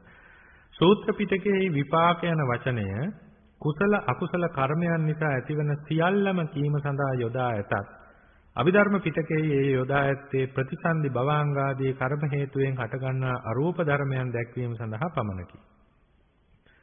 ඒක සාමාන්‍ය කාරණයක්. එතකොට සූත්‍ර පිටකයේ විපාක යන වචනය කුසල අකුසල කර්මයන් නිසා ඇතිවෙන සියලුම විපාක වලට කියනවා කුසල විපාක අකුසල විපාක කියලා. නමුත් අභිධර්ම පිටකයේදී මෙන්න මේ කියන විපාක යන වචනය අරූප ධර්මයන් දැක්වීම සඳහා පමණකි. ඒ කියන්නේ අරූප ධර්ම මොනවාද? රූප ධර්මයන්ගෙන් හැර වේදනා, සංඥා, සංඛාර, විඥාන ආදී වශයෙන් ඇතිවෙනා වූ සියලු අරූප ධර්මයන් ප්‍රතිසන්දිසිතේ විපාක, භවංගසිතේ විපාක කියලා අභිධර්මයේ සඳහන් වෙනවා. අභිධර්මයේ විපාක විවාහාරයේ ඇත්තේ විපාක චිත්තචෛතසිකයන් දැක්වීමට පමණකි. සත්ව ශරීරයේ කර්මයෙන්ම හටගන්නා රූපයන්ටද කම්මජ යන නම මිස විපාක යන නම යොදා නැත. එතකොට මේ පිටකයන්හි ඒ විදිහට විපාක ආනිසංස ඵල කියන වචන භාවිතා වෙලා තියෙනවා කියන කාරණයයි මෙතන සඳහන් වෙන්නේ. ආනිසංස යන වචනය බොහෝ දෙනෙකුන් විසින් නොඑක් විට වරදවා විවාහාර කරනු ලැබේ. ඇතැම් නාහිමිවරුන් විසින් පවා පුණ්‍යානුමෝදනා කිරීමේදී දහම් ඇසීමේ කුසලානිසංසයන් හේතු කොට දෙවි මිනිස් සැප හා නිවන් සැප ලැබේවා යයිද, දන් පිරිනැමීමේ බුද්ධ පූජා කිරීමේ කුසලානිසංසය හේතු කොට දෙවි මිනිස් සැප හා නිවන් සැප ලැබේවායි කියනු නොඑක් විට ඇසේ. කුසලයේ ආනිසංසය නම් දෙවි මිනිස් සැප හා නිවන් සැපය. මේ ආනිසංස ලැබෙන්නේ කුසලයේ හේතු කොටගෙන. ආනිසංසයේ හේතු කොට ඒ සැප සම්පත් ලැබේවා කීමෙන් තේරුමක් නැත. කුසලයේ ආනිසංසයේ වශයෙන් දෙවි මිනිස් සැප හා නිවන් සැප ලැබේයි කියතොත් වරදක් නැත. හොඳම ක්‍රමය මේ කුසලයේ හේතු කොට ඒ සැප සම්පත් ලැබේවායි කීමය. බොහෝ දෙනා නිතර වරද්දන මේ කාරණය සියලුම භික්ෂුන් වහන්සේලාගේ සැලකිල්ලට භාජනය වේවා. කුසලානිසංස කියන්නේ මොකක්ද? සැපේට නම. කුසලානිසංස කියන්නේ සැපේ කියන කාරණය. කුසලයේ කියන්නේ එකක්, ඊට ලැබෙන විපාකය තමයි ආනිසංස. එතන විවාහාරයේ පොඩි ප්‍රශ්නයක් තියෙනවා. ඒ නිසා කුසලානිසංස කිව්වොත් ඒක කියන්නේ කුසලයෙන් ලැබෙන ආනිසංස. කුසලානිසංස. එහෙනම් කුසලය ආනිසංස කියන්නේ දෙකක්. කුසලයේ කියන්නේ ක්‍රියාව, ආනිසංස කියන්නේ එහි විපාකය. ඒ ආනිසංස කියන වචනවල අර්ථය. 49 වෙනි ප්‍රශ්නය. කර්මඵලය ලැබෙන්නේ කර්ම කළ තැනැත්තාට පමණක්ද? එකක කොළ කර්මයේ ඵලය අනෙකකටත් ලැබෙනවාද? මේකත් වර්තමානයේ අහන ප්‍රශ්නයක්. ඒ කියන්නේ කුසල හෝ අකුසල කර්ම කළ තැනැත්තාට විතරද කර්මඵල ලැබෙන්නේ ඒ ළඟ ඉන්න අයට? ඒ වගේම කෙනෙක් කර කර්මයේ ඵලය අනික් කෙනාට ලැබෙනවද කියලා ප්‍රශ්නයක්. මගමානවකයා බොහෝ පින්කම් කොට තවුසා දෙව්ලොව ඉපදෙහි රජ විය. ඔහු ආ එක්ව පින්කල සෙස්සෝද එහිම උපන්හ. සුජාතා නම් වූ ඔහුගේ භාර්යාව මාගේ ස්වාමි පුත්‍රයා කරන පින් මටත් අයිතිය. මා පින් කළත් ඒවා ඔහුටත් අයිතියයි කියා සිතා කිසි පින්කමක් නොකොට හිමියා කරන පින් වලින්ම ස්වර්ගයට යන බලාපොරොත්තුවෙන් සිට මරණින් මතු කෙකණියක් වූවාය. කෙකණියක් කියන්නේ කොගාගේ ගෑනු සතෙක්. මගමානවක කියන්නේ බෝසතාණන් වහන්සේ. මේ මගමානවක කුමාරයා අර පාරවල් හදලා පාලම් හදලා බොහෝ සමාජයට බොහෝ සේවාවක් කරලා සත්පද මෞපිය උපස්ථානයේ අමුදොරු පෝෂණය මේ ආදී වශයෙන් කේලම් නොකීම පරුස වචන නොකීම ආදී වෘත 7ක් නැත්නම් කුසල ක්‍රියා 7ක් නිරන්තරයෙන් ජීවිතෙන් වඩලා තවුසා දිවලව සක්‍රියා වෙලා උත්පත්තිය ලැබුවා. මගමානවකතුමාගේ භාර්යාව සුජාතාව කල්පනා කළා මගේ ස්වාම පුත්‍රයා කරන පින මටත් අයිතියි. මම කරන පින ස්වාම පුත්‍රයාටත් අයිතියි කියලා ඒ ඔක්කොම පින් මටත් ලැබෙනවා කියලා කිසි පින්කමක් කරන්නේ නැතුව හිතාගෙන හිටියා. කිසි පින්කමක් කරන්නේ නැතුව මොකද උනේ? කොකාගේ ගෑනුසත් එක්කලා ඉන්නවා. මේ කතාව අනුව සැමියා කරන කර්මයේ බිරියට හෝ බිරිය කරන කර්මයේ සැමියාට හෝ මාපියන් කරන කර්මයේ දරුවන්ට හෝ දරුවන් කරන කර්මයේ මාපියන්ට හෝ හිමි නොවන බව කිව යුතුය. එබැවින් කර්මයකින් මේ කර්මය කළ තැනැත්තා මිස අනක කුසුගතියට හෝ දුර්ගතියට නොපමුණු බවද කිය යුතුය. කර්මය කරන අවස්ථාවේදී ඒ කරන පුද්ගලයා හා එක්ව වාසය කරන්නා වූද නෑමිතුරු සම්බදකන් නැත්තා වූද අන්‍යයන්ට කර්මයේ හිමි නොවන බවත් නොවන නමුත් ඇතැම් බලවත් කර්මයක විපාකයේ ලබන අවස්ථාවේදී එය ලබන තැනැත්තා හා එක්ව වාසය කරන්නා වූ සම්බදකම් නැත්තා වූද අන්‍යයන්ටත් ඒ විපාක එක්තරා ප්‍රමාණයකින් විඳින්නට සමහර අවස්ථාවල සිදුවන බව කිය යුතුය. ඒතර කර්මයක් කළාට ඒකේ විපාකය කාටවත් යන්නේ නැහැ. හැබැයි විපාකයක් විඳිනකොට කෙනෙක් දැන් පවුලේ කෙනෙකුට බරපතල අකුසල කර්මයක් නිසා රස්සාව නැති වෙනවා කියමුකෝ.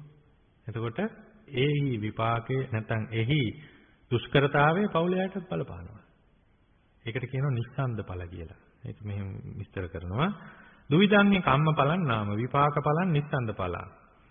තත්ත විපාක ඵලං කම්මකාරස්සේව හෝති න අඤ්ඤස්ස. නිස්සන්ද ඵලං පන අඤ්ඤේ සම්පි සාධාරණ මේව. ආනන්ද සෙට්ටි වත්තු එත්ත වත්තබ්බා. විපාක ඵලයයි නිස්සන්ද ඵලයයි කර්ම ඵල දෙවදෑරුම් වේ. එයින් විපාක ඵලය කර්මය කළ තැනැත්තාටම වේ. අනිකකුට නොවේ. එතකොට විපාකයේ එන්නේ කර්මය කළ තැනැත්තාටමයි කුසල හෝ අකුසල. වෙන කාටවත් නැහැ. නිස්සන්ද ඵලය වනාහි අනුන්ටත් සාධාරණ වේ. මේ කාරණේ ආනන්ද සිටුගේ කතාව කිය යුතුය. විපාක ඵලය යනු කර්මය කළ තැනැත්තාට එයින් ලැබෙන ඵලය. නිස්සන්ද ඵලය යනු කර්මය කළ තැනැත්තාට ලැබෙන ඵලයෙන් ගලා එන ඵලය. මේ කියන්නේ කර්මය කළ තැනැත්තාට විපාකයක් එනවා. ඒ විපාකයෙන් විපාකයේ ගඟක් නම් ගලාගෙන වතුර ටිකක් වටේ ඉන්න අයටත් යනවා අන්න ඒ වගේ එකක්. මේ කතාවෙන් ඒක තේරෙයි. ආනන්ද සිටුහු වනාහි බුදුරජාණන් වහන්සේ ජීවමාන කාලයේ සවැත් නුවර විසූ 40 කෝටියක් ධනෙ තිබූ මහ ධනපතියෙකි.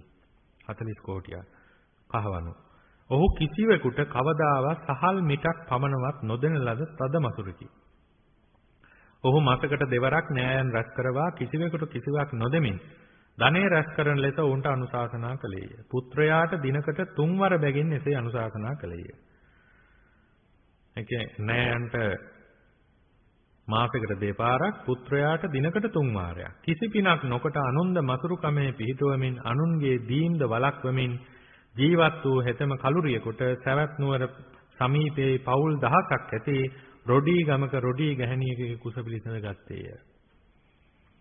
තමාගේ මසුරුකමින් පමණක් නොනැවති අනුන්ද මසුරුකමේ පිහිටවීම වශයෙන් ඔහු කළේ බලවත් පාප කර්මයකි. පිළිසඳ ගැනීමේ පටන්ම ඒ පාප කර්මය ඔහුට විපාක දෙන්නට විය. ඒ සැඬොල් ගමේ වැසියෝ එකටම රස්සාව කරමින් ජීවත් වූ පිරිසකි. ආනන්ද සිටුගේ කාලකන්නිකම ඔවුන්ටද යටකොට ගලා ගියේය. ඔහු පිළිසඳ ගැනීමෙන් පසු ගමේ සෑම දෙනාටම රස්සාව නැති වී හිඟමන් නැති වුණා. ඔවුන්ට ඊට අමාරුවෙන් ජීවත් වන්නට සිදුවිය. කොතෙක් වෙහෙසී වැඩ කළත් පසුදින පිනිස සහල් පතක්වත් ඔවුන්ට ඉතුරු කරගත නොහැකි විය. මීට පෙර කවදාවත් සිදු නො වූ අන්දමට අපට අමාරුවට පත්වන්නට සිදු වී තිබෙන්නේ අප අතර ඇති කාලකන්ණියෙකු නිසා විය හැකියයි ඔවුහු දෙකොටසකට බෙදුණාහ. ඉන්පසු එක් කොටසකට හොඳ විය. ආනන්ද සිටුගේ මව සිටිනා කොටසට පෙරසේම විය. කාලකන්ණිය ඇත්තේ අපේ පිරිසේයයි නැවතත් ඔවුහු බෙදුණාහ. මෙසේ ක්‍රමයෙන් බෙදි යාමෙන් ආනන්ද සිටු පිරිසිඳගෙන ඉන්නා පවුල වෙන් වූහ. අන්තිමේදී ආනන්ද සිටුගේ මව ඒ පවුලෙන්ද බැහැර කරනු ලැබුවාය. ඉන්පසු ඊතා දුකින් ජීවත් වෙමින් දරුවා ප්‍රසූත කොට ඔහු තරමක් ලොකු වූාට පසු සිඟා කනු සඳහා කබලක් අතටදී පිටත් කර යවා ඒ ස්ත්‍රියද ඔහුගෙන් මිදුණාය. මේ කතාව ධම්මපදයේ බාල වර්ගයේ සඳහන් වන්නේය. ආනන්ද සිටුගේ අකුසල කර්ම විපාකයේ ඔහු උපන් පවුලටත් ගමේ සෑම දෙනාටත් එක්තරා ප්‍රමාණයකින් විඳින්නට සිදු වූ බව මේ කතාවෙන් දත හැකිය. පෙර 3 අවුරුද්දක් වැඩකොට ලබාගත් ලක්ෂයක් වටිනා බත්තලිය පසේ බුදුන් වහන්සේට පිදූ ගැමියා ඒ පිනෙන් බොහෝ කල දෙව් සැප විඳ අප බුදුන් වහන්සේගේ කාලයේ සවැත් නුවර කුලගේක පිළිසඳ ගත්තේය. ඔහු පිළිසඳගත් දිනේ පටන් ඒගේ කිසිවෙකුට කිසි දුකක් නොවිය. එබැවින් මේ කුමාරයාට සුඛ කුමාරයා යන නම ලැබීය. සිටුවරේක අතීතයේ සිටුවරේක් බත් අනුභව කරන්නේ ඒ බත්තලියක් ලක්ෂයක් වටිනවා. ඊතරම් සුවඳයිලු. ඊතරම් පිරිසිදුයි සුවඳයි ලක්ෂයක් වටිනවා කියන්නේ බත්තලියක් මොනතරම් මේ බත්තලියේ රස ඇතිද? ඉතින් මේක දැක්ක දුප්පත් මිනිස්සෙක් තෘෂ්ණාවක් ඇති වුණා මේ බත්තලිය මේ වගේ බත්තලිය මමත් අනුභව කරන්න ඕනේ කියලා. ඉතින් ඒක හිතන්නවත් පුළුවන් දෙයක් නෙවෙයි. ඒකට මොකද්ද කරන්න ඕනේ? සිටුතුමා ඉතින් බොහොම කාරුණිකයි. හැබැයි සිටුතුමා කිව්වා ඔබ අවුරුදු 3ක් සිටුතුමාට සේවය වහල්කම් කරන්න ඕනේ. අවුරුදු 3ක් වහල්කම් කළා. අර බත්තලිය කන්න. ඒ බත් කන්න. අවුරුදු 3 වහල්කම් කියන්නේ සේවය කළා. සේවකෙක් විදිහට 16ක් විදිහට සේවය කළා. එදා ඉතින් බොහොම හොඳට අන්තිම දවසේ බත්තලිය හම්බුණා. අන්තිම දවසේ හැඳ පැලඳගෙන බොහොම සන්තෝෂයෙන් අර බත් අනුභව කරන්න හදනකොටම පසේ බුදුරජාණන් වහන්සේ නමක් පිණ්ඩපාතේ වැඩියා. අවුරුදු 3ක් මහන්සි වෙලා ගත්ත බත්තලිය පසේ බුදුරජාණන් වහන්සේට පූජා කළා. එතන බත්තලිය පූජා කරපු එක නෙමෙයි ආශ්චර්ය අවුරුදු 3ක් දායකකම් කරලා ගත්ත බත්තලිය පූජා කරපු කාරණේ. ඒ අනුව සවැත් නුවර එක්තරා සිටුගේක උත්පත්තිය ලැබුවා. පිළිසඳගත් දවසේ පටන් ගෙදර කාටවත්වත් කිසිම දුකක් නැහැ.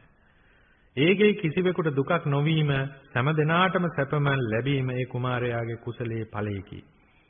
ඒ කතා ප්‍රවෘත්තියෙන් එක් අයෙකුගේ කුසල කර්ම ඵලය තරමකින් හෝ ඔහු හා සම්බන්ධය ඇති අන්‍යයන්ටත් ලැබෙන බව තේරුම් ගත හැකිය. එක් අයෙකුගේ පිනෙන් ඔහු ඇසුරු කරන බොහෝ දෙනෙකුන් සැප ලබන බව නොඑක් තැන්වලින් දක්නා ලැබේ. ඒ අය එක් පුද්ගලයෙකුගේ පිනෙන් සැප ලබා සිටි බව හොඳටම තේරුම් ගත හැකිවන්නේ පින් නැති තනත්තා කාලක්‍රියා කිරීමෙන් හෝ පසු ඔහු නිසා සැපවත්ව උන් අයට ඒ සැපේ නැති වී ගොස් තිබෙන බව පෙනීමෙනි. පරීක්ෂාවෙන් ලෝකයේ දෙස බැලුවහොත් එබඳු තැන් බොහෝ ගණනක් දැකිය හැකි වනු ඇත. ඒ කියන්නේ පැවිදි සමාජෙත් එහෙමයි, ගිහි සමාජෙත් එහෙමයි.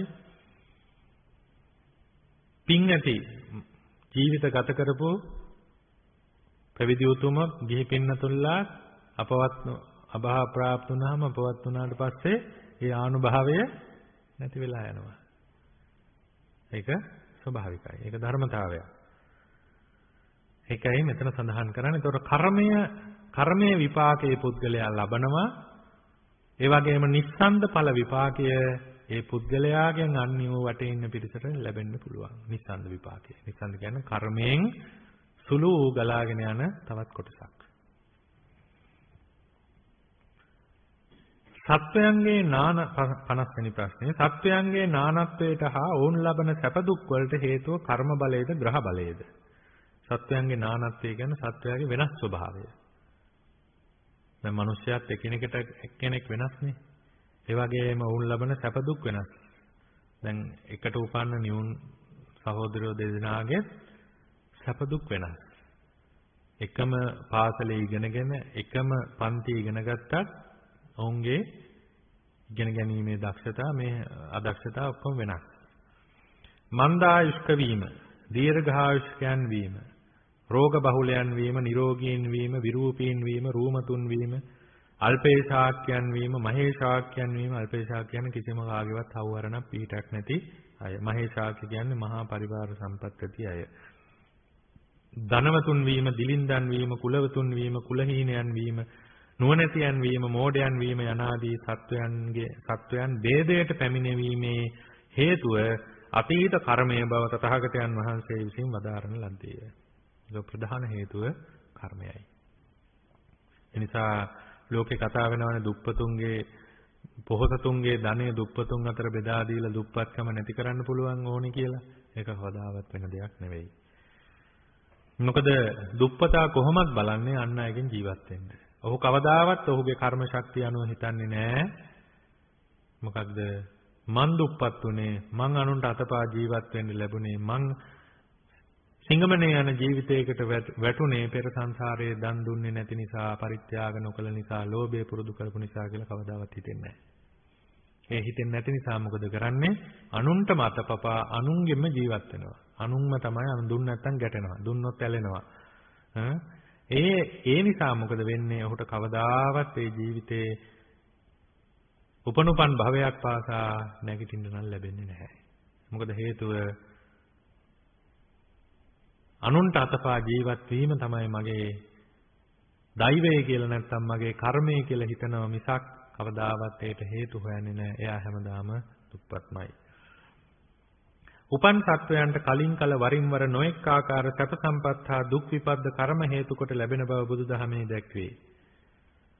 රජුන් වීම, යෝ රජුන් වීම, සෙම්පතියන් වීම, ඇමතියන් වීම, සිටුවරුන් වීම, වෙළඳුන් වීම, ගොවියන් වීම, කම්කරුවන් වීම, පැවිද්දන් වීම, උගතුන් වීම, නූගතුන් වීම, නුවණැතියන් වීම, මෝඩයන් වීම, වෛද්‍යයන් වීම, දෛවඥයන් වීම, නළුවන් වීම, ගත්කතුවරුන් වීම, ශාස්ත්‍ර නිපදවන්නන් වීම, මෙත් කුළුණු ඇත්තවුන් වීම, නපුරන් වීම, ධනවතුන් වීම, ඉඩම් හිමියන් වීම, රතවාහන හිමියන් වීම, යාචකයන් වීම, භාර්යා ඇතියන් වීම, භාර්යා නැතියන් වීම, දරු ඇතියන් වීම, දරු නැතියන් වීම, ප්‍රාණඝාතකයන් වීම, සොරුන් වීම, පරදාරිකයන් වීම, වරුකාරයන් වීම, සුරාසොඬුන් වීම, ස්ත්‍රීන් වීම, පුරුෂයන් වීම, නපුංසකයන් වීම, අංගවිකලයන් වීම, උම්මත්තකයන් වීම, කුෂ්ඨ රෝගීන් වීම, දන්පින් කරන්නෝන් වීම, මසුරන් වීම යනාදීන් සත්වයන් අනේකාකාරයෙන් ප්‍රභේදයට පැමිණීමේ හේතුව ග්‍රහ බලය බව ජ්‍යොතිෂ ශාස්ත්‍රයේ දැක්වේ.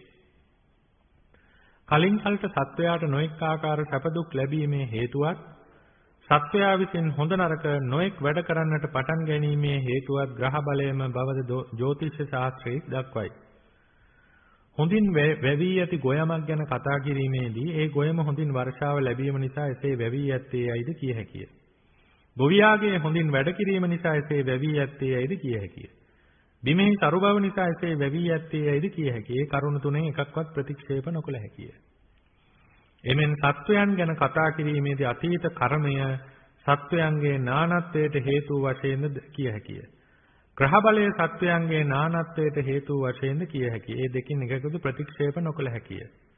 මොකද හේතුව මෙතන කියන්නේ ග්‍රහ බලයේ 100%ක්ම හරි කියන කාරණේ නෙමෙයි. බුදුරජාණන් වහන්සේ දේශනා කළේ කර්මය තමයි සත්වයාගේ සැප දුක ගෙන දෙන ප්‍රධාන හේතුව. නමුත් අප්‍රධාන හේතු රාශියක් තියෙන්න පුළුවන්. ගොයම වැඩිවීමට හේතු වන වැස්සත් අපට පෙනෙන්නේය. ගොවියා වැඩ කරනවාත් අපට පෙනෙන්නේය. බිමේ සරු බවත් අපට දැකිය හැකිය. එබැවින් මේ කරුණ තුනම ගොයම් වැඩිීමේ හේතු වශයෙන් අපට ලෙහෙසියෙන්ම තේරුම් ගත හැකිය. කර්ම බලය හා ග්‍රහ බලයසේ නොවේ. සත්වයන්ගේ අතීත කර්ම අපට පෙනෙන්නේ නොවේ. ග්‍රහයන් පෙනෙතත් ග්‍රහ බලයන් යම් කිසිවක් සිදුවන බවක් අපට පෙනෙන්නේ නොවේ. එබැවින් මේ කරුණු දෙකම ගැඹුරු කරුණු දෙකකි.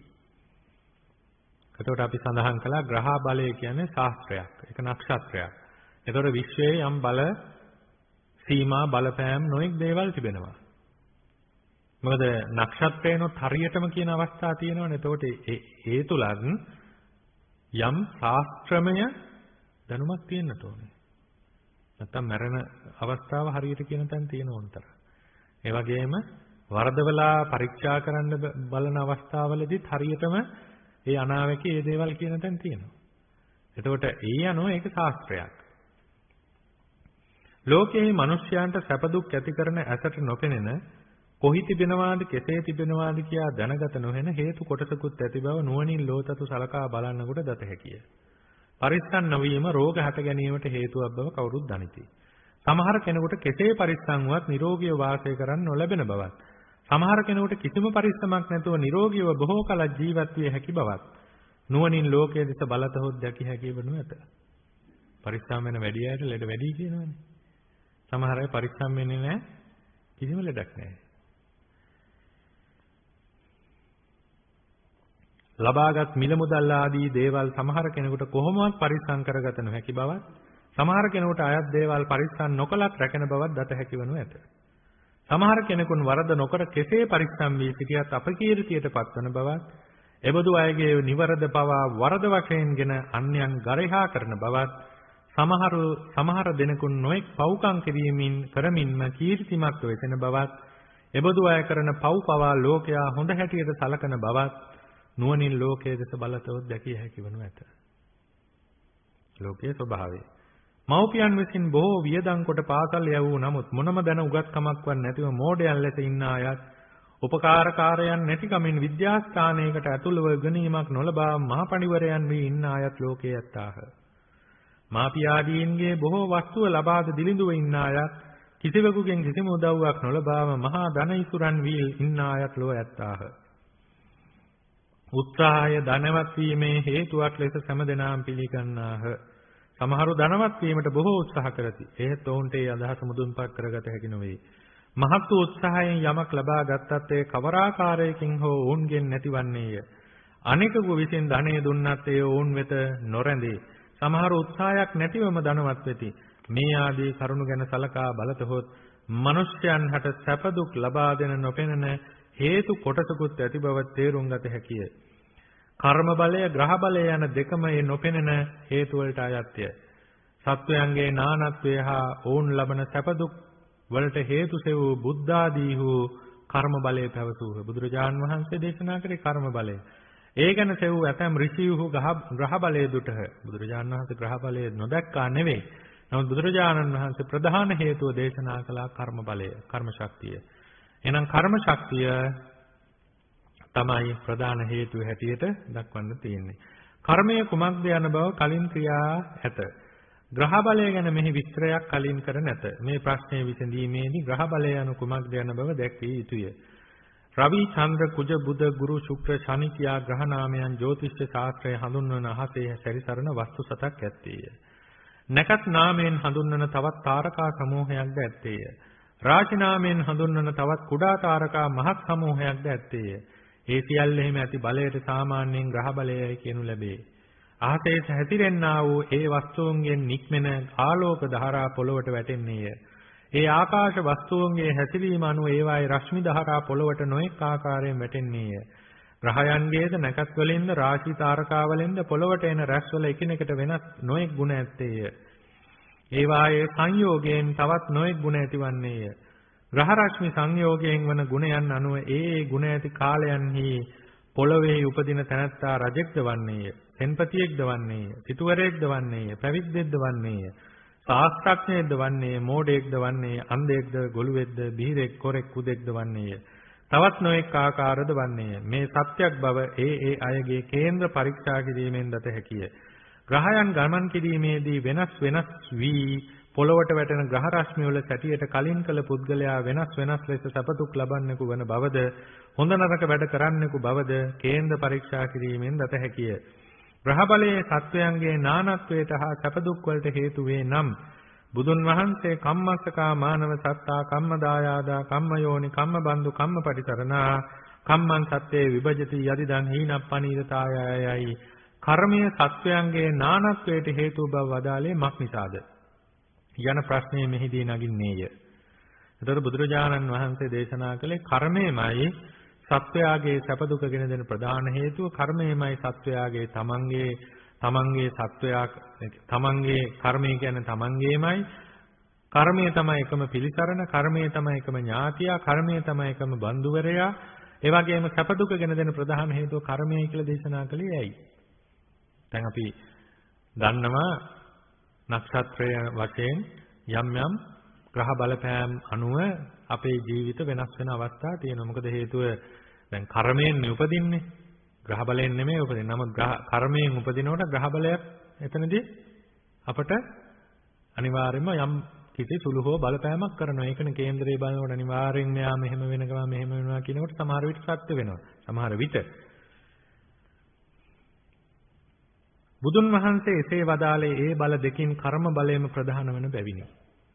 බීජය, පස, වතුර, පෝර යන මේ සියල්ලම ගස ඇතිවීමේ හේතුය. එහෙත් පස, වතුර, පෝර යන මේවාට බීජයක් නොවතිනම් ගසක් ඇති නොකළ හැකි බැවින් ගස ඇතිවීමේ ප්‍රධාන හේතුව බීජය බව කිය යුතුය. එබැවින් බීජයෙන් ගස ඇතිවන්නේ යයි කියනු ලැබේ. එමෙන් රාජ ආදී නොඑක ආකාර පුද්ගලයන් උපදනා ග්‍රහයෝග කොතෙක් ඇති වුවත් කර්මයක් නොමැතිව ගහ බලයෙන්ම පුද්ගලයෙකු ඉපදීමට සමත් නොවේ. කර්මානුරූප උපදනා සත්වයන් නැති කලෙහි උසස් පහත් පුද්ගලයන් ඉපදවීමට සුදුසු ග්‍රහයෝග කොතෙක් යෙදුණත් පුද්ගලයෙකුගේ ඉපදීමක් සිදු නොවීම ඒවා ඉක්ම යන්නේය. එබැවින් කර්මයේම සත්වයන් ඉපදීමේ ප්‍රධාන හේතුව බව කිය යුතුය. බුදුන් වහන්සේ කර්මයේ සත්වයන්ගේ නානත්වයට හේතු බව වදාළේ ඒ අනුවයි. බීජයට ගසක් ඇති කිරීමට පස වතුර පෝර යන මේවායේ උපකාරී වමනා වන්නාක් මෙන්ම කර්මයටද රාජාදී පුද්ගලයන් ඇති කිරීමට ග්‍රහයෝගවල උපකාරී වමනාය. එබැවින් රජකමක් ලබා දෙන කර්මයෙන් ඒ කර්මය කළ තැනැත්තා රජුන් ඉපදවීමට සුදුසු ග්‍රහයෝග ඇති වේලාවකදීම උපදවනු ලැබේ. ඒකයි හේතුව. දැන් කේන්දරේ වල අනිවාර්යෙන් මෙයාට රාජයෝග තියෙනවා කියන්නේ මොකක්ද? ග්‍රහ බලය අනුව රාජයෝග තියෙන අවස්ථාවේ කර්මයෙන් උපද්දවනවා. ඒකයි ප්‍රධාන හේතුව කර්මය කියන්නේ. ග්‍රහ බලයක් නැහැ කියන්න බෑ කාටවත් ප්‍රතික්ෂේප කරන්න බෑ. ඇමතියන්, තෙන්පතියන්, හේවායන්, ධනවතුන්, දුප්පතුන්, නොනැතියන්, මෝඩයන්, රූ ඇතියන්, විරූපීන් උපදවන කර්ම වලින්ද ඒ කර්ම කළ අය ඒ ග්‍රහරෝග ඇති කාලවලදීම උපදවනු ලබන්නාහ. උපන් සත්වයාට වරින් වර ලැබෙන සැප දුක් වලට කර්මය, ග්‍රහ බලය යන දෙකම හේතු වේ. හොඳ ග්‍රහ යෝග යෙදෙන කාලවලදී කුසල කර්මයෝ විපාක දෙති. ඒන් සැප ලැබේ. නරක ග්‍රහ යෝග ඇති කාලවලදී අකුසල කර්ම විපාක දෙති. ඒන් දුක් ලැබේ. ඇතම් ග්‍රහ යෝග නිසා සත්වයාගේ සිත පවට නැමී පව්කම් කරන්නට පටන් ගනී. ඇතම් ග්‍රහ යෝග නිසා සත්වයාගේ සිත පිනට නැමී පින් කරන්නට පටන් ගනී. මිනිසා කලින් කල පව් කරන්නට පටන් ගන්නේ මේ ග්‍රහ යෝග නිසාය. මෙසේ කීමෙන් මිනිසුන් විසින් පීපව් කිරීමේ හේතුව ග්‍රහ බලයමයි නොගත යුතුය. යෝනිසෝ මනසිකාරය, අයෝනිසෝ මනසිකාරය, සත්පුරුෂ සේවනය, අසත්පුරුෂ සේවනය, සද්ධර්ම ශ්‍රවණය, මිත්‍යා දෘෂ්ටික පාප ධර්ම ශ්‍රවණාදී පින්පව් කිරීමේ තවත් බොහෝ හේතු ඇත්තේය. හේතු ගොඩක් තියෙනවා. කර්ම බල, ග්‍රහ බල දෙක ගැන දත යුතු තවත් බොහෝ කරුණු ඇත්තේය. ලිපිය දික් වෙන බැවින් මෙතකින් නවත්වන ලදී. එතකොට අපේ තියෙනවනේ සාමාන්‍ය ලෝකේ අපේ සම්මතයක් තියෙනවනේ විශේෂයෙන් ග්‍රහ බල තියෙනවා, ග්‍රහ යෝග තියෙනවා ආදී වශයෙන්. එතකොට මේ සියල්ලම අපට සකස් වුණේ කර්ම බලයෙන් උපතක් ලැබුණ නිසාමයි. 51 වෙනි ප්‍රශ්නය. නොදැන කරන පව්කම් වලිනුත් විපාක ලැබේද? නොදැන. පරලොවක් ඇති බව අසා නැති, පින්පව් ගැන අසා නැති, පින්පව් වල විපාක අසා නැති සමහරු ඒ නොදැනීම නිසා පවක් කරමී යන හැඟීමක් නැතිව සතුන් මරති, සොරකම් කරති, කාමයේ වර්ධව හැසිරෙති, බොරු කියති, මත්පැන් බොති, උතුමන්ට අගෞරව කිරීම ආදී තවත් නොඑක් පව්කම් කරති. නොදැන කරන පව්කම් කියන්නේ ඒ වාටය. ලෝකයේ නොදැන කරන වරදට සමාව දෙන සිරිතක් ඇත්තේය. එතකොට නොදැන කරන පව්කම් කියන්නේ මේවා පව් කියලා දන්නේ නැතිකම නිසා කරන පව්කම්. එතකොට නොදැන කරන පව්කමට ලෝක සමාජයේ සමාව දෙන සිරිතක් තියෙනවා. දඬුවම් දුන්නත් ඒ ලිහිල් කොට දෙන ස්වභාවයක් ඇත්තේය. මේ ප්‍රශ්නේ අසන්නේ ලෝක ස්වභාවය අනුවය. ලෝකේ වරද කළ උන්ට දඬුවම් කරන රාජාදීන් නැති වාසේ පින්පව් වල විපාකය ගෙන දෙන ඒවාට අධිපතියෙක් නැත්තේය. දැන් ලෝකේ වැරදි කළොත් දඬුවම් තියෙනවා. දඬුවම් දෙන කෙනෙකුත් ඉන්නවා. නමුත් පින්පව් වලට අධිපතියෙක් නැහැ. පව් වලට විපාක ඇති කරන පුද්ගලයෙකු ඇතිනම් නොදැන කරන පව් වලට ඔහුගෙන් සමාවක් ලබන්නටද ඉඩ ඇත්තේය. පව් වලට විපාක දෙන පුද්ගලයෙක් ඉන්නවා නම් දඬුවම් දෙන ඔන්න නොදැන කරපු පව් වලට සමාව ගන්න පුළුවන්. අඳුරු කාමරයක පහනක් දැල්වුවහොත් ඒ හේතුවෙන් එහි ආලෝකයක් ඇති වේ. ඒ ආලෝකය ඇති කරන පුද්ගලයෙක් නැත. පහන නිවූ කල්හි ඒ හේතුවෙන් එහි නැවත අඳුර ඇති වේ. කාමරයට අඳුර ගෙනෙන පුද්ගලයෙක් නැත. එමෙන් පින් පව් කළ උන්ට පින කළ නිසා එහි බලයෙන් ඉෂ්ට විපාකත් සැප විපාකත් පව් කළ උන්ට පව නිසා එහි බලයෙන් දුක් විපාකත් ඇතිවනවා මිස ඒවා ඇති කරන පුද්ගලයෙකු නැත්තේය. එබැවින් නොදැන කළ පාපයට සමාවක් නොලැබිය හැකිය. රාත්‍රී කාමරයක දැල්වෙන පහන නිවහොත් අඳුර ඇතිවන බව නොදැන නිව්වත් දැන නිව්වත් අඳුර ඇතිවීම පිළිබඳ වෙනසක් සිදුවන්නේ නැත. එහෙමෙන් පාපය දැනගෙන කලත් නොදැන කලත් විපාක ඇතිවීම සම්බන්ධයෙන් වෙනසක් සිදු නොවේ. ලෝභය, දේශය, මෝහය කියා අකුසල් මුල් තුනක් ඇත්තේය. මෝහයෙන් තොරව කරන අකුසලයක් නැත්තේය. මෝහය කියන්නේ සබ්බා කුසල සාධාරණ චෛතසික ධර්මයක්. සියලු අකුසල් වලට මෝහය ඇතුළත් වෙනවා. නොදැන පව්කම් කරන තැනැත්තාගේ මෝහය වඩා බලවත්ය. මෝහය බලවත් වන කල්හි එය හා ඇතිවන අකුසල චේතනාවත් බලවත්ය. එබැවින් නොදැන පව් කරන තැනැත්තා කරන අකුසල් වඩා බලවත් බව කිය යුතුය. අපි උණු වතුර භාජනයක් දැනගෙන අල්ලනවා පිච්චෙනවා අඩුයි. නොදැන ඇල්ලුවොත් පිච්චෙනවා වැඩි කියලා තේරෙන්නේ නැහැ. ඒක පිච්චෙන අඩු වැඩියක් නෑ අපේ සංඥාව. අන්න ඒ වගේ තමයි නොදැන කරන අකුසලයේ විපාක නොදැන. නොදැන කියන්නේ මෙතන නොදැන කුඹියෙක් පෑගීමවත් එහෙම කතාවක් නෙවෙයි. විපාක නොදැන කරන අකුසලයේ එයා අකුසලයේ කරන්නේ දැනගෙන හැබැයි අකුසලයක් බව නොදැන කරන්නේ. සත්තු මරන්නේ මරනවා කියලා දැනගෙන නොදැන නෙවෙයි. නමුත් ඒක සත්තු මැරීම අදෘශ්‍යමාන බලවේගයේ කැමැත්තක් කියලා හෝ මොකක් හරි දෘෂ්ටියක් මත කරන්නේ. එතකොට ඒකේ විපාකේ බලවත්. ඒ කියන්නේ අකුසලයේ බලවත්යි මෝහය බලවත්. අකුසලයේ බලවත් වූ පමණට එයින් ලැබෙන අනිෂ්ට විපාකයේද බලවත් වේ. මිනිසුන් බොහෝ දෙනෙකුන් එකතුව පහර දී එක් සතෙකු මැරුවහොත් ඒ සෑම දිනාටම නොවෙනස්ව ප්‍රාණඝාත අකුසලයේ සිදුවේ. එකම සතෙකු මැරීමේ අකුසල කර්මයේ හේතු කොට මරණින් මතු ඒ හැම දිනාම එක තැනක උපදින්නා වූ නොවේති. ඒ පාප කර්මයේ නොඋන්ගේ එකෙකුට තිරිසන් යෝනියේ උපදින්නටත් එකෙකු പ്രേත උපදින්නටත් එකෙකුට කුඩා නරකයක එකෙකුට මහ නරකයක උපදින්නටත් සිදුවිය හැකිය. එකම ක්‍රියාවේ විපාක මෙසේ වෙනස් වන්නේ ඒ තැනැත්තාට ඇති වූ අකුසල චේතනාවේ බලවත්කම හා දුබලකම අනුවය. එතකොට එකම සතා මරන්නේ එකම වේලාවක පිරිස එකතු වෙලා. නමුත් ඒ වෙලාවේ ඇති වූ චේතනාවේ බලවත් දුබලභාවය අනුව තමයි විපාකය සිද්ධ වෙන්නේ මරණ මොහොතේ සිහිපත් වුණොත්.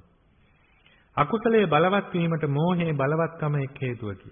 අකුසල ක්‍රියා විශේෂෙහි මෝහය බලවත් වන්නේ නොදැන පව් කරන්නා හටය. එබැවින් දැන පව් කරන තැනැත්තාට සිදුවන අකුසලයට වඩා බලවත් අකුසලයක් නොදැන පව් කරන්නවුන්ට ප්‍රාණඝාත ආදී ක්‍රියා කිරීමේදී සිදුවන බව කිය යුතුය. දැන් මේක අකුසලයක් කියලා දැනම අකුසලයේ කරන තැනැත්තා මේක අකුසලයක් බව නොදැන අකුසලයේ කරන තැනැත්තාගේ දෙන්නගෙන් අකුසලයේ හා අකුසල විපාකයෙන් නොදැන මෝහයෙන් කරන තැනැත්තාගේ අකුසලයේ බලවත් වැඩි. ලෝක සම්මුතියේ සැටියට නම් දැන පව් කිරීම මහත් වරදකි. එහෙත් ඒ දැන ගැනීම කර්මය දුබල වීමට මිස බලවත් වීමට කරුණක් නොවේ. පව් හඳුනන පව්වල විපාක දන්නා තැනැත්තා පව් කළත් කරන්නේ නොකර බැරි කමකින් මිස කැමැත්තකින් නොවේ. ඔහු පව් කරන්නේ නිතරම පසුබැසය. එබැවින් බලවත් සම්මෝහයෙන් පව්කම් කරන්නවුන්ට ඇතිවන තරමට බලවත් අකුසල චේතනා දැන පව් කරන්නවුන්ට ඇති නොවේ. එබැවින් නිතරම නොදැන පව් කරන්නාගේ පාපයට වඩා දැන පව් කරන්නාගේ පාපය කුඩාය. මේ කාරණය මිලින්ද ප්‍රශ්නයේ මෙසේ දක්වා තිබේ. ස්වාමීනි නාගසේනයන් වහන්සේ මිලිඳු රජුව අහනවා එකෙක් දැන පව් කරන්නේය එකෙක් නොදැන පව් කරන්නේ මේ දෙදෙනාගෙන් වඩා පව් සිදුවන්නේ කාටද? මිලිඳු රජු විචාලේ කල්ලි නාගසේන තෙරුන් වහන්සේ මහරජ යමෙක් නොදැන පව් කරේ නම් ඔහුට වඩා පව් සිදුවන්නේ වදාළසේක. එකල්ලි මිලිඳු රජු කියනුයේ ස්වාමීනි නාගසේනයන් වහන්සේ එසේනම් අපගේ පුත්‍රයෙකු හෝ ඇමතියෙකු හෝ නොදැන වරදක් කළේ නම් ඔහුට දෙගුණයක් දඩුවම් කරමි කීය. නාගසේන ස්ථරයන් වහන්සේ මහරජ ගිනියම් වූ ලෝහ ගුලියක් එකෙක් දැනගෙන අල්ලන්නේය එකෙක් නොදැන අල්ලන්නේය. ඒ දෙදෙනාගෙන් කවරෙකුගේ අත වඩා දෙවෙන්නේද විචාලසේක. නොදැන අල්ලන තැනැත්තාගේ අත වඩා දෙවෙන්නේයයි. රජකීය මහරජ එපරිද්දෙන් නොදැන පව් කරන්න උට බොහෝ පව් වන්නේ ඇයි නාගසේන තෙරුන් වහන්සේ වදාළසේක. ගමන් කරන කල්ලි කුඩා සත්තු නොදැනීම පෑගී මැරති. ඒවා නොදැන කරන පව්කම් වලට අයත් කොට නොගත යුතුය. සතුන් මරන්නට ඕනෑ යන අදහසක් යන තැනැත්තාට නැති බැවින් නොදැනී පෑගී මැරෙන සතුන් නිසා පාපයක් නොවේ. පාපය වන්නේ මැරීමේ අදහසින් සතෙකු පාගා මැරුවහොත්ය. 52 වෙනි ප්‍රශ්නය. වැඩ කිරීමේදී කුඩා සතුන් මැරී යාමෙන් ප්‍රාණඝාත අකුසල සිදුවේද? ගොවියා පොළොව කිටීමේදී පණුවෝ කැපී මැරති. ගොවියා පොළොවට උදුළු පහර ගසන්නේ පණුවන් කැපීමේ අදහසින් නොව පස් කැපීමේ අදහසිනි. පොළොවේ සිට පණුවන් කැපී මැරුණත් ඔවුන් මැරීමේ චේතනාවක් ගොවියාට ඇති නොවූ බැවින් ඔහුට ප්‍රාණඝාත අකුසලයේ සිදු නොවේ. මෙතනදී අපිට ගන්න පුළුවන් අතිධාවනයේ වුණොත් ජීවත් වෙන්න හම්බෙන්නේ නැහැ. එනිසා බුදුරජාණන් වහන්සේ ධාර්මික රස්සාවක් හැටියට ගොවිකම අනුදැන වදාලා. හැබැයි කෘමිනාශක ආදී ගහන්නේ නම් අනිවාර්යයෙන්ම සත්තු මරන්නේ කියයි චේතනාව ඒක අනිවාර්යයෙන්ම මේක ප්‍රාණඝාත චේතනාවක්මයි. ඒක ඉතින් කරන්න ඒක අකුසලෙමයි. ඒකේ ආයෙ කිසිම ભેදයක් නිදහසක් නැහැ. ඒක අකුසලෙමයි. නමුත් කුඹුරු ගොවිතැන් ආදී ගොවිතැන් කරනකොට පස් කපන්නේ පණුව මරණ අදහසින් නෙවෙයි. පොළොවේ සිට පණුවන් කැපී මැරුණත් ඔවුන් මැරීමේ චේතනාවක් ගොවියාට ඇති නොවූ බැවින් ඔහුට ප්‍රාණඝාත අකුසලයේ සිදු නොවේ. හේන් ගිනි තැබීම, කසල ගිනි තැබීම, කුඹුරු සකස් කිරීම, පහන් දැල්වීම, ගමන් කිරීම, රිය පැදවීම යනාදී නිසා සිදුවන සතුන්ගේ මරණ ගැන කිය යුත්තේ එමය. පානෝ හවේ පාන සංජි වදක චිත්තම උපක්කමෝ තේන ජීවිත නාසෝච අංගා පංච වදස්සිමේ යනුවෙන් සතෙකු වීමය, සතෙකු බව දැනීමය, මරන්න ඕනෑ යන සිතය, මරණු සඳහා පහර දීම ආදී යම් කිසිවක් කිරීමය, ඒ කල දේ නිසා සත්වයාගේ මරණය සිදුවීම යන කරුණපස සම්පූර්ණ වීමෙන්ම ප්‍රාණඝාත අකුසලයේ සිදුවේ. එකක්වත් අඩු වී සිදුවන මරණයකින් ප්‍රාණඝාත අකුසලයේ සිදු නොවේ. පොළොව කෙටීමේදී සතෙකු මලක් පොළොව තුල සතෙකු ඇත යන සංඥාවක් සතෙකු මරන්නට ඕනෑ යන සිතක් නැති නිසා ප්‍රාණඝාත කර්මයේ අංග සම්පූර්ණ නොවේ. සතුන් මැරීමේ අදහසින් තොරව පහනක් දැල්වූ පසු එහි පැමිණ දෙවි කොටෙක් සතුන් මලත් පහන දැල්වූ තැනැත්තාට ප්‍රාණඝාත අකුසලයේ නොවේ. හැබැයි පහන දැල්වුවාට පස්සේ ඒ ගැන දකිනවා නම් නිතරම සත්තු ඇවිල්ලා මැරෙනවා. ඒ පහන නිවන එක සුදුසුයි. මොකද එතකොට දැක්කනේ. එතකොට චේතනාව සකස් වෙන්න පුළුවන්. ප්‍රශ්නයක් නැහැ. ඔය මැරුණට ඉතින් පහන තියෙන්න එපා කියලා එහෙම හිතෙන්න පුළුවන්. චේතනාව තමයි උතන වැදගත් වෙන්නේ.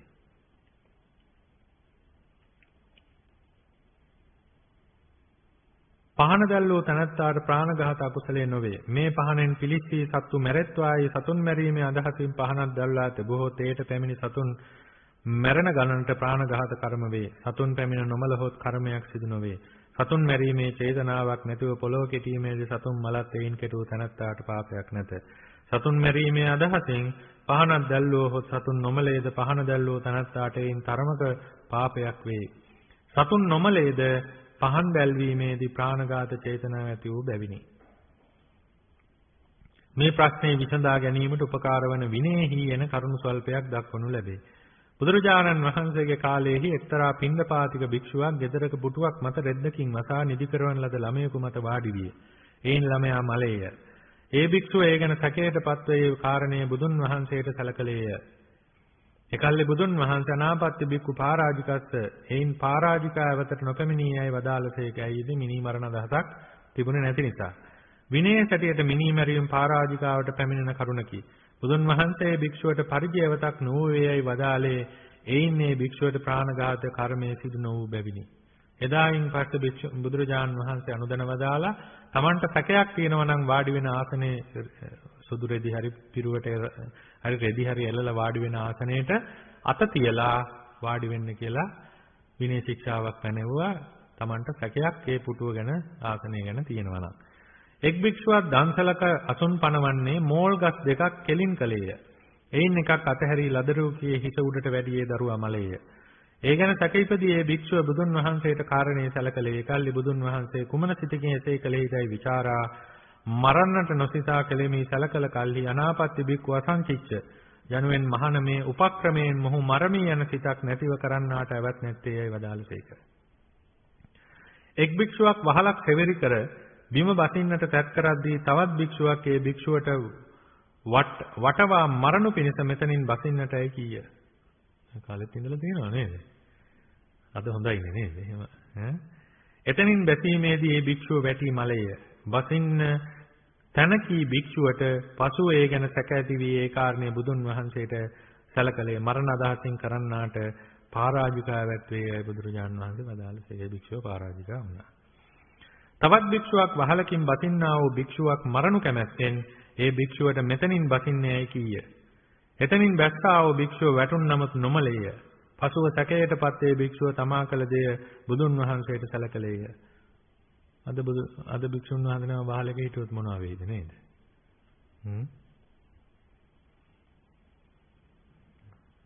වහලේ නගින්න ප්‍රශ්නයක් නැහැ. එකල්ලි තථාගතයන් වහන්සේ මහණ නුඹ පරාජිකාපත්තියට නොපැමිණියේය.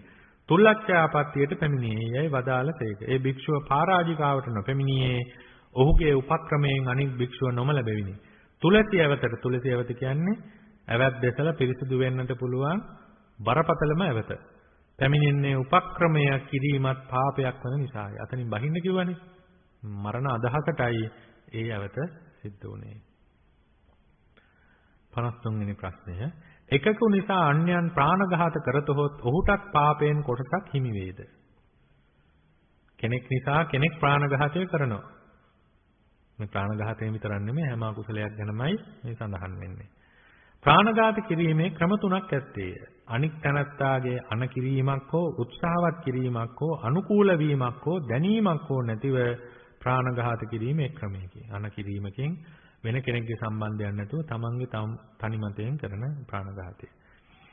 න්‍යායකුගේ හෝ මිතුරුකගේ හෝ ගෙදරකට ගියාම ගිය තැනැත්තාගේ නියෝගයක් හෝ කැමැත්තක් හෝ දැනීමක් හෝ නැතිව ඔහුට සංග්‍රහ කරනු පිණිස සමහර විට සතුන් මරති. සමහර විට පියවරු දූවරුන් උදෙසා, දූවරු මාපියන් උදෙසා, සමහරු නෑයන් උදෙසා, ස්වාමිවරුන් උදෙසා තෙසේ සතුන් මරවති. එයින් ප්‍රාණඝාත කළ උන්ට පමණක් පාපයක් වනවා මිස අන්‍යයන්ට පාපයක් නොවේ. එතකොට සංග්‍රහයක් කිරීම පිණිස හරි මේ ආදී වශයෙන් සත්ව ඝාතනය කරනවා. එතකොට අර සංග්‍රහය ලබන අයට අකුසලයක් වෙන්නේ නැහැ. නමුත් ප්‍රාණඝාතයට අනදුන්න කෙනාට ඒ උදෙසා මරණයට පත්වරු කෙනාට අකුසලයේ වෙනවා. සමහරු Taman ප්‍රාණඝාතය නොකොට අනුන්ලවා කරවති. අනුන්ලවා ප්‍රාණඝාතය කරන්නවුන්ට Taman කලාක් මෙන්ම ප්‍රාණඝාත අකුසලයේ සිදුවේ. එක එක අකුසල් වර්ග තියෙනවා. අනුන්ට අනකිරීම නිසා ඒ අකුසලය අනුන් කළත් Taman කළත් එකම අකුසල විපාකය ලැබෙන අකුසලයේ තියෙන ප්‍රාණඝාතයත් ඒ වගේ එකක්. අනුන්ගේ අනපරිදි ප්‍රාණඝාතය කරන්නවුන්ට අනුන්ගේ අනට කළායි කියන්නේ නිදහසක් නැත. තමාගේ කැමැත්තෙන් ප්‍රාණඝාතය කිරීමෙන් වන පාපයට නොවෙනස් පාපයක් අනුන්ගේ අන පිළිපැදීම වශයෙන් ප්‍රාණඝාතය කරන්නාටද අත්වේ. අනකොට ප්‍රාණඝාත කරවීමේදී එක සතෙකුගේ මරණයෙන් අනකරන මරණ දෙදෙනාටම ප්‍රාණඝාත කුසලයේ සිදුවේ. අනට කීකරු වීම වශයෙන් කලාය කියා පාපෙහි අඩුවක් නැත. අනුන්ලවා ප්‍රාණඝාතය කරවන්නෝ සතුන්ගේ දිවිනාසමින් අනුන්ටද පව් ඇති කර දෙති. එබැවින් අනුන්ලවා ප්‍රාණවදය කරවීම තමන් කරනවාටද වඩා වරදක් බව කිව යුතුය. ඇතැම්මෝ තුමෝ සත්ව ඝාතනය නොකරති. අනුන්ලවාද නොකරවති. එහෙත් අනුන් කරනවා නම් මේට කැමති වෙති. අනුන් සතුන් මරා මස්කෙන වෙත් දෙනවා නම් මේ ගැන සතුටු වෙති. එසේ කරන්නවුන්ට අනුබල දෙති. සතුන් මරාගෙන විද්දෙන අයට ඒ ගැන සැලකිලි කරති. එබඳු අය බොහෝ දෙයින් නැත්තේ උසස් ඇයි සම්මත අය අතරය. ඔවුන් සතුටු කරවීමට ඔවුන්ගෙන් ප්‍රයෝජන ලබනු පිණිස ඇතැම්මු ප්‍රාණඝාතය කරති. ඒ ප්‍රාණඝාතය ඔවුන් නිසා සිදුවද ඔවුන්ට ප්‍රාණඝාත අකුසලයේ නොවේ. ඒ ප්‍රාණඝාතය කරන්න කිව්වේ නෑනේ. ඒ අයව ඒ අය සතුටු කිරීම පිණිස මේගොල්ලෝ ප්‍රාණඝාතය කරනවා. අරගොල්ලෝ ඒකට සම්බන්ධයක් නැහැ. හැබැයි ගෙනාවම සතුටු වෙනවා. නමුත් කලින් අනගලේ නැහැ. කරන ලෙස නියම කිරීමක් නැති බැවිනි. එහෙත් ප්‍රාණවදය ගැන සතුටු වීමෙන් ඒ අනුමත කිරීමෙන් ඔවුන්ට තරමක පාපයක් සිදුවේ. ප්‍රාණඝාතය නෙමෙයි අකුසලයක් වෙනවා. පින් අනුමෝදන් වීම පිනක් වන්නාක් මෙන්ම පව් අනුමෝදන් වීම පාපයකි. බුදුරජාණන් වහන්සේ බෝසත් කාලයේ කෙවුල් ගමක ඉපද එක් දවසක් මසුන් මරණ තැනකට ගොස් බොහෝ මසුන් මරා තිබෙන බව දැක සතුටු වූහ. ඒ පාපයෙන් ලෞතුරා බුදුබවට පැමිණීමෙන් පසු තථාගතයන් වහන්සේට හිසරද ඇති වූ බව අහංකේ වට ගාමම්මි කේ වට්ටෝ ආති ධාරකෝ මච්චකේ ඝාතකේ දිස්වා ජනේසින් සෝමනස්සකං තේන කම්ම විපාකේන සීත දුක්ඛං අහූ මමයි යනුවෙන් බුද්ධාපදානේ වදාරා ඇත්තේය. තමා අනුන් පව්කම් කරනවාට සතුට නොවනවා මෙන්ම පව්කම් කිරීමට අනුබල නොදෙනවා නම් අනුන් ලවා පව්කම් නොකරනවා නම් තමා නිසා අනුන් කොපමණ පව්කම් කළත් ඒ නිසා තමාට වන පාපයක් නැත. සමහර විට සකල ක්ලේශයන් ප්‍රහීන කළ රහතන් වහන්සේලා නිසාත් පසේ බුදුවරයන් වහන්සේලා නිසාත් ලෝතුරා බුදුවරයන් වහන්සේලා නිසාත් ඇතැම් වූ පව්කම් කරති. තමා නිසා අනුන් කරන පව් වලින් තමාට කොටසක් හිමි වෙනවා නම් ලෝතුරා බුදුවරුන්ටත් පවෙන් නිදහස් විය නොහැකිය. එසේ පව් සිදුවීමක් නොවන බවට තිත්තර ජාතකයේ හොඳ සාධකයකි. ඒ කියන්නේ බුදුපසේ බුදු මහරහතුන් වහන්සේලා නිසාත් ඇතැම්ම පව් කරනවා. නමුත් බුදුපසේ බුදු මහරහතුන් වහන්සේලා පව් සිද්ධ වෙන්නේ නැහැ. අනිත් අය පව් කරගත්තට තමන් වහන්සේලා නිසා. එක් කලක අපමහ බෝසතාණන් වහන්සේ පැවිදිව ධ්‍යාන අභිඥා උපදවා හිමවත් ප්‍රදේශයේ වාසය කරන සේක. ලුණු ඇඹුල් වළඳනු පිණිස පිටිසර ගමකට පැමිණ ඒ ගම්වැසියන් විසින් කරලා දෙන කුටියක වැඩහුන් සේක. එතකොට තාපසයන් වහන්සේලා අතීතයේ කැලේ ලුණු ඇඹුල් නැහැනේ. පළතුරු, පළවැල, අල, කොළමුල් තියෙන්නේ. නිසා වස් කාලේ, වහින කාලේ ගම් වලට වඩිනවා, පැමිණෙනවා. ලුණු ඇඹුල් ආහාර අනුභව කිරීම මොකද ශරීරයට ලුණු ඇඹුල් අවශ්‍යයි. ඒ නිසා වස් කාලේ ගම්මානක කුටියක කොහේ හරි ඉඳලා තමයි නැවත වස් කාලෙන් පස්සේ වර්ෂාන කාලෙන් පස්සේ යන්නේ. එකල්ලි එක් ලිහිණි වැද්දෙක් වටුවෙකු අල්ලා කූඩුවකලා පෝෂණය කළේය. ඔහු ඒ වටුවා වනයේට ගෙන ගොස් එහි තැනක තබා උගේ හඬට එන වටුවන් මරා ගනිමින් ජීවත් වූයේය. වටුවා මානිසා පැමිණ බොහෝ නෑයෝ නැසෙන්නාහ. එයින් මට මහත් පාපයක් වන්නේ යයි නොහඬා සිටියේය. එසේ ඉන්නා කල්ලි වැද්දා උගේ හිතට උණපතුරකින් පහර දෙන්නේය. ඒ ඉවසිය නොහෙන වටුවා දුකින් කෑ ගන්නේය. මෙසේ කොට ඒ වැද්දා බොහෝ වටුවන් මරා ගන්නේය. තමාගේ හැඬීම අසා පැමිණි වටුවන් මරණයට පත්වන නිසා එයින් තමාටත් පාපයක් හිමි වේද යන සැකයක් වටුවාට ඇතිවිය. මේ සතුන් මරා දැමීමේ චේතනාවක් නම් මට නැත. එහෙත් මා නොහඬවනවා නම් මේ සත්තු වැද්දාට හසුවන්නට නොඑන්නාහ. ඔවුන් එන්නේ මාගේ හැඬීම නිසාය. මේන් මටත් පාපයක් වේද නොවේද කියා මම නොදනිමි. මේ ප්‍රශ්නය මට තීරණය කර දෙන පඬිතෙක් කවදා හමු වේදයි සිතමින් කල්යවිය. එතකොට කෙනෙකුට හිතෙන්න පුළුවන් වටුවට මෙහෙම හිතන්න පුළුවන්ද කියලා. නමුත් එහෙම හිතන සත්වයෝ ඉන්නවා සමාජයේ.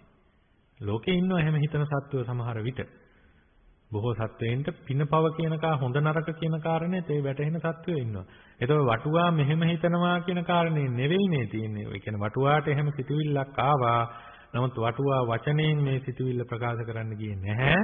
බුදුරජාණන් වහන්සේ මේ බුද්ධත්වයේ ලැබලා මේ වටුවාගේ අදහස දේශනා කළා. ඒකයි ජාතක කතාවල ගොඩක් තියෙන්නේ තිරිසන් සත්වයෝ කතා කළා කියන තැනේදී තියෙන්නේ අන්නේ කාරණේ. ඒ තිරිසන් සත්වයාගේ හැඟීම බුදුරජාණන් වහන්සේ දේශනා කළා. තිරිසන් සත්වයින්ට කතා කරන භාෂාවක් තියෙනවා. ඒකේ සත්වයන්ගේ භාෂාව. ඒ භාෂාව දන්නේ ලෝතුරා බුදුරජාණන් වහන්සේ පමණයි. දිනක් ලිහිණි වැද්දා බොහෝ වටුවන් මරාගෙන වතුර බීම සඳහා බෝසතුන් වෙසෙන අසපුවට ගොස් පැන්බී වටුවා වෙසෙන කූඩුව බෝසතාණන් සමීපයේ තබා සමීපයේ තිබෙන වැලි තලාව මත නිදාගත්තේය. ඒ අතර වටුවා මගේ ප්‍රශ්නය මේ තාපසයාගෙන් අසා විසඳාගත හැකි වෙතයි සිතා කූඩුව තුල හිඳීම හිඳ ස්වාමීනි මම සුවසේ ජීවත් වෙමි ආහාරත් ලැබමි. එහෙත් මාගේ නෑයන් මාගේ හඬට આવුත් නැසෙන බැවින් සැකයෙන් වෙසෙමි. ස්වාමීනි මාගේ මතු උප්පත්තිය කෙසේ වේදයි තාපසයන් වහන්සේගෙන් විචාලේ. එකල්ලි බෝසතාණන් වහන්සේ එතනදී කොහොමද තාපසයන් වහන්සේගෙන් විචාලේ? ඒ තාපසයන් වහන්සේ අභිඥාලාභී. අදහස දැනගත්තා. ඒ තාපසයන් වහන්සේ ප්‍රකාශ කළා ඒ අභිඥාවෙන්ම නැත්නම් ඒ අදහසින්ම පක්ෂිය. ඉදින් තාගේ සිත පාප කර්මයට නොනැමේ නම් පව් කිරීමේහි නොයදේ නම් යහපත් වූ තා කෙරෙහි පව් නොපැවරෙන්නේය. මේ වදාළසේක. එකල්ලි වටුවා කියනේ ස්වාමීනි මා නොහඬතොත් වටු සමූහයා නොඑන්නාහ. මා හඬන කල්ලි අපේ නෑයෙකු ඉන්නේ යයි බොහෝ පක්ෂියෝ එන්නාහ. වැද්දා වුන් අල්ලා මරන්නේය. ඒ මරණය මා නිසා වන බැවින් මටත් ඒ පාපේ වේදෝයි සැක ඇත්තෙමි. පක්ෂිය ඉදින් තාගේ සිත පවට නොනැමේ නම් තානිසා සිදුවන දෙයින් තට පාප කර්මයක් නොවේ. පාපේ යල්මක් නැති පාරිශුද්ධ වූ තගේ సంతානයේ චේතනාවක් නැති බැවින් ඒ පාපේ තැවරීමක් නොවේ. මේ ගාථාවෙන් කියවෙන කෙටි අදහස ප්‍රාණඝාත චේතනාවක් නැති බැවින් වටුවා නිසා වැද්දා කරන ප්‍රාණඝාත කර්මයේ වැද්දාට මිස වටුවාට හිමි නොවන බවය. බෝසතාණන් වහන්සේගේ ධර්මය අසා වටුවා තමාගේ කුකුස දුරු කරගත්තේය. එතකොට කාගේවත් පාපයක විපාකයක්, ඒ කියන්නේ කාගේවත් පාපයක් නිසා කාටවත් පාපයක් නොවන බව මේ කතාවෙන් වැටහෙනවා. 54 වෙනි ප්‍රශ්නය. තමන්ට උමනාවක් නැතිව අනුන්ගේ මෙහෙයවීම නිසා ප්‍රාණඝාතය කරන්නවුන්ට පවෙහි අඩුකමක් වන්නේද? තමන්ට උමනාවක් නැතිව අනුන්ගේ මෙහෙයවීම නිසා ප්‍රාණඝාතය කරන්නවුන්ට පාපයේ අඩුකමක් වන්නේද? තමාට උමනාවක් නැතිව, කැමැත්තක් නැතිව අනුන් කියනවා වෙනුවට කීම ඉක්මවන්නට බැරි කමට දානයක් දෙන්නා වූ තනත්තාට ඒන් ලැබෙන්නේ ඊටාම දුබල පිනකි. එසේ දෙන තනත්තා දෙන අවස්ථාවෙහි ද්වේෂසහගත සිතින්ම දුනහොත් ඒන් කොහෙත්ම පිනක් නොලැබී යා හැකිය. මේ ක්‍රමය අනුව සිතතහොත් අනුන් කියනවා වෙනුවට නොකමැත්තෙන් සතකු මරණ තනත්තාට ඒන් වන පාපය සුළු දෙයක් හැටියට සැලකිය හැකිය. කුසල අකුසල කර්ම తত্ত্বය ගැඹුරු කරුණකි. කුසලයේ දුබල වීමේ ඉහත කී ක්‍රමය අකුසල පක්ෂයේ යෙදෙන්නේ නැත. දානමය කුසලයේ බලවත් වීමට, මහත්ඵල වීමට, මහානිසංස වීමට ශ්‍රද්ධාව, අලෝභය, මෛත්‍රිය, ප්‍රඥාව, පෙර පසු චේතනා සම්පatti යන මේවා හොඳින් තිබිය යුතුය. අනුන් කියනවා වෙනුවට නොකමැත්තෙන් ධනක් දෙන කල්හි ඒවා සුදුසු පරිදි ලැබෙන්නේ නොවේ. එබැවින් නොකමැත්තෙන් දෙන දානමය කුසලය දුබල වේ. සතකු මරණ කල්හි ඒ තමාගේ ඕනෑකමට කලත්, අනුන්ගේ ඌමනාවක් සඳහා අනුන් සතුටු කිරීමට කලත් මරණු ලැබෙන සත්වයාට වන දුකෙහි වෙනසක් නැත. ප්‍රාණඝාත අකුසලයේ සම්පූර්ණ වීමට ඌමනාවන්නේ ද්වේෂ මෝහ දෙකය. අනුන්ගේ මෙහෙවීමෙන් ප්‍රාණඝාතය කිරීමේදීද අඩුවක් නැතුව ද්වේෂ මෝහ දෙක ලැබෙන්නේය. සත්වයෙකුට කරන ඊටාම මහත් නපුර සත්වයෙකුට ඇති කරන ඊටාම මහත් දුක මරා දැමීමය. එය බලවත් වූ දුෂ්ට චේතනාවක් නැතිව නොකළ හැකිය. එබැවින් සතෙකු මැරීම කවර හේතුවකින් කළත් ඒ බලවත් ද්වේෂයකින්ම කරන බව කිව යුතුය. තමාගේ උමනාවක් පිරිමසා ගැනීම පිණිස වද සතෙකු මැරීම මෝඩකමකි. ඒ කරන්නේ මෝහසාගත සිතකින්මය. තමාට උමනාවක් නැතිව අනුන් සතුටු කිරීම පිණිස සතෙකු මැරීම වඩාත් මෝඩකමකි. එසේ කරන්න ඔහුට ඇත්තේ වඩාත් බලවත් මෝහයකි. කරුණ මෙසේ හේයින් අනුන්ගේ උමනාවට වද සතෙකු මැරීමේදී ඇතිවන්නේ බලවත් ද්වේෂයෙන් හා මෝහයෙන් යුක්ත වන අකුසල චේතනාවක් බව කිව යුතුය. එබැවින් අනුන්ගේ කීමට සතෙකු මැරුවත් අකුසලයේ අඩු බවක් විපාකයේ අඩු බවක් නොකිය යුතුය. අනුන්ගේ මෙහෙයවීමෙන් සතෙකු මැරීමෙන්ද සසර බොහෝ දුක් විඳීමට හේතු වන පාපයක් වන්නේය. පෙර මේ රටේ විසූ ශ්‍රී ලංකාවේ තිස්ස නැමැති උපාසක තැන රාජාඥාවටද කුකුලා නොමරා තමාගේ ජීවිතය පුදන්නට සූදානම් වූවේ රාජාඥාවට කීකරු වී සියදිවි රැක ගැනීමට උවද සතෙකු මැරීමෙන් බලවත් පාපයක් වන බව ඒ උපාසක තැන දන්නා හේනි. එතකොට විශේෂයෙන්ම කුසලයේ ස්වභාවයයි අකුසලයේ විපාක ස්වභාවයයි දෙකක්. එනිසා කුසලයක් කරනකොට ඒ කුසලයේ අනුන් කියන නිසා කරන නිසා ඒ කුසලයේ දුබල කුසලයක් වෙනවා.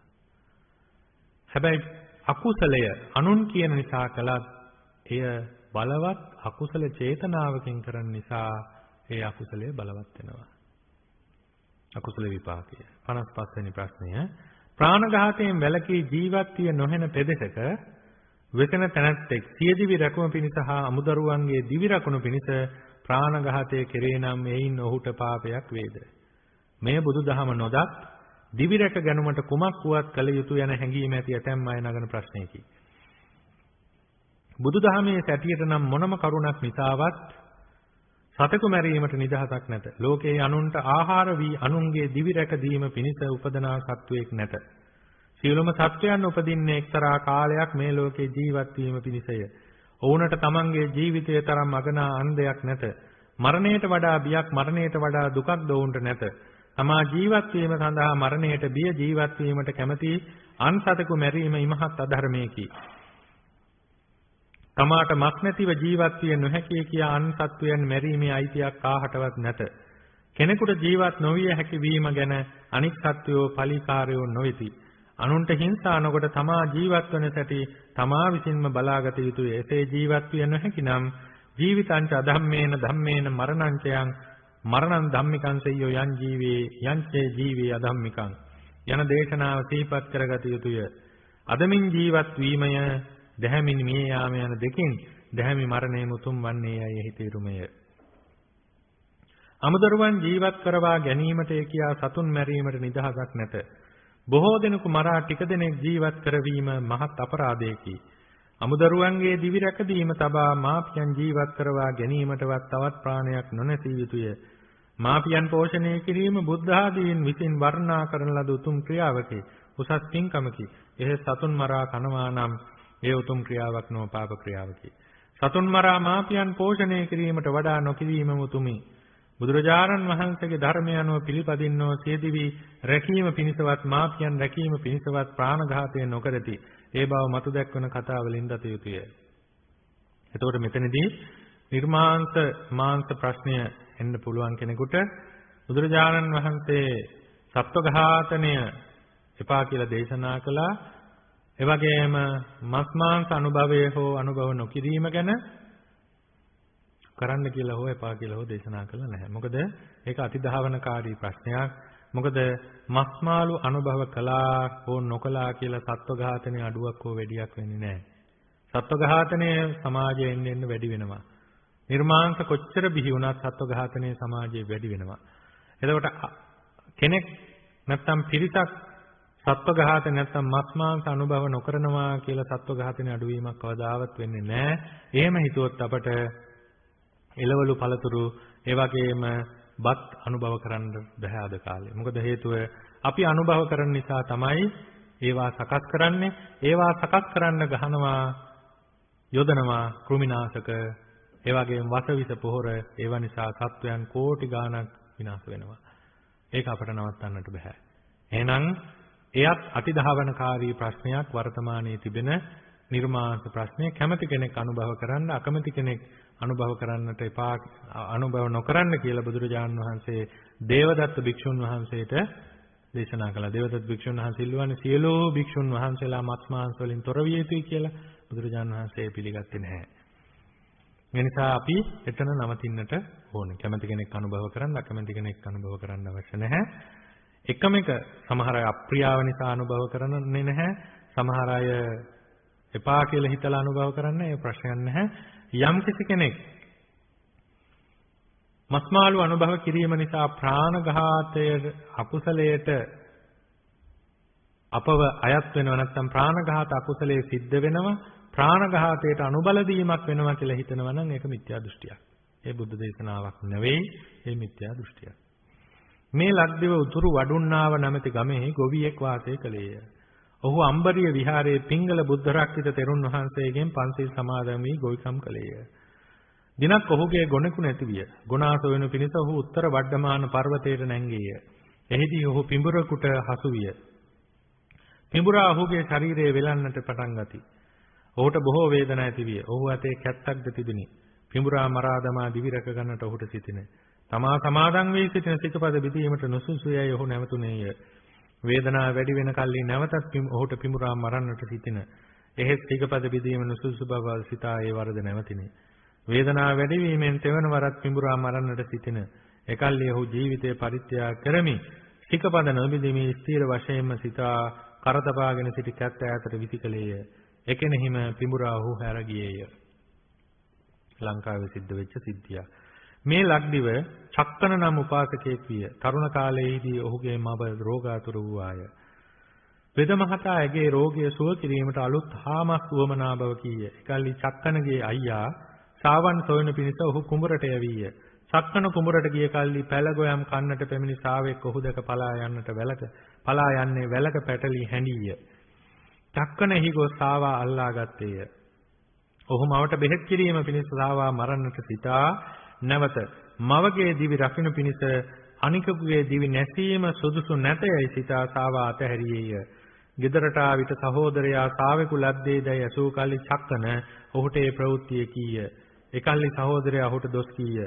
චක්කන මව සමීපයට ගොස් මම උපන්දාපටම මේ වෙනතුරු කවදාවත් ප්‍රාණඝාතයක් නොකළෙමි. ඒ සත්‍යානුභවයෙන් මෑණියෝ සෝපත් වෙත්වායි සත්‍යක්‍රියා කළේය. එකෙනෙහිම මවගේ රෝගය සුව විනි. මේ කතාවලින් අතීතයේ අපරට විසූ හොඳ බෞද්ධයන් අමුදරුවන් රැකීමට තබා මාපියන් රැකීමටවත් සියදිවි රැක ගැනීමටවත් සතුන් මැරීම නොකළ බව දත යුතුය. ප්‍රාණඝාතයේ කිනම් කරුණක් නිසා වුවත් කළහොත් ඒ පාපෙන් ඔහුට නොඅනුමානව බොහෝ අනිෂ්ට විපාක සිදුවන බව බුදුදහම අනුව කිව යුතුය. තවත් කෙටි ප්‍රශ්න කිහිපයක් තිබෙනවා. 56 වෙනි ප්‍රශ්නය. බොහෝ කල දුක් විඳින්නට සිදු වී ඇති සත්වයන් දුකින් මුදවන පිණිස කරුණාවෙන් මරා දැමීමෙන් වන්නේ පිනක්ද පවක්ද? දුකටපත් සත්වයන් දුකින් මිදවීමට ඒ කියා මරා දැමීම ඇතන් අබෞද්ධයන්ගේ වැඩකි. ඔවුන් එසේ කරුණා කරන්නේ අසරණ තිරිසන් සතුන්ට පමණකි. ඔවුන්ගේ අමුදරු ආදීන්ගෙන් එකෙකු අවුරුදු බොහෝ ගණනක් දුක් විඳ මරණ තත්වයට පැමිණියත් මරණතර ඔහුට උපකාර කරනවා මිස දුකින් මුදවන්නට දුක් කෙටි කිරීමට කියා කලින් මරා දැමීමක් නොකරති. නමුත් මේ 1956 නමුත් දැන් 2000 ගණන් වෙනකොට මිනිස්සයා ඒ තත්වයට ඇවිල්ලා තියෙන්නේ. මොකද්ද? තමන්ගේ වැරදි දෘෂ්ටිය තමන්ගේ ඥාතියා අම්මා තාත්තා කවුරු වුණත් දුක් විඳිනවා කියලා ඉක්මනින් මේ දුකෙන් නිදහස් කරන්නට ඕනේ කියලා මරණයට කැමැත්ත දෙනවා. එහෙම තත්ත්වයක් අද තිබුණා. එදා තිබිලා තියෙන 1959 තිරිසන් සතුන් ගැන පමණයි. නමුත් අද ඒක මනුෂ්‍ය සත්වයා ළඟටත් ඇවිල්ලා තියෙනවා. ඒ නිසා කවර අදහසින් සිද්ධ කළත් එය මනුෂ්‍ය ඝාතනයක්මයි. ඒක කිසිම කතාවක් නැහැ. මොකද එතනදී අපිට දකින්න තියෙන අපි කලින් කිව්ව විදිහට මෝහයේ බලවත්කමමයි. මොකද තමන් එතනටපත් වුණොත් තමන් කවදාවත් කැමති වෙන්නේ නැහැ තමන් මැරෙන්න. හැබැයි එහෙම මැරෙන්න කැමති අයත් අද ඉන්නවා. ඒ ගැන මොකද කියන්නේ? ඒ මොකක්ද? පුනර්භවය ගැන විශ්වාසයක් නැතිකම හෝ පුනර්භවය අනිවාර්යයෙන්ම සුගතියක් කියලා විශ්වාස කරන මෝහය. එතකොට මේ මැරෙන්නේ මෝහයෙන්මයි. මේ මැරෙන්නේ කවර දෘෂ්ටියකින් වුණත් මෝහයෙන්මයි මේ මැරෙන්නේ.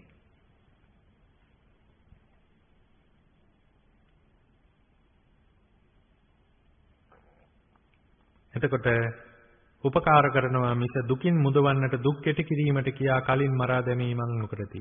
දුකටපත් තිරිසන් සතුන් දුකින් මිදවීමට කියා මරණ තැනැත්තා කලක් දුක් විඳින්නට වන තත්වයකටපත් වූ තෝගේ මව වුවත් පියා වුවත් භාර්යාව වුවත් සහෝදරයෙකු වුවත් දරුවෙකු වුවත් මරා දමනවා නම් කරුණාවට ඒ කියා සතුන් මරා දැමීම යුක්ති සහගත කරුණක් කිය හැකිය. එසේ නොකරන බැවින් අසරණ තිරිසන් සතුන් මරා දැමීම යුක්ති සහගත ක්‍රියාවක් නොවන බව කිය යුතුය. මොනම කරුණක් නිසාවත් සතෙකු මරා දැමීම සුසු බවක් බුදුදහමේ කොතනකවත් සඳහන් කර නැත. බෝසත්වයන් වහන්සේ තරම් මහා කරුණාව ඇති අනෙකු ලොව නැත්තේය. බෝසතාණන් වහන්සේ විසින් දුකින් මිදවීමට කියා කවදාවත් කොතනකදීවත් සතෙකු මැරූ බව බෝසත් චරිතයේදී සඳහන් වී නැත.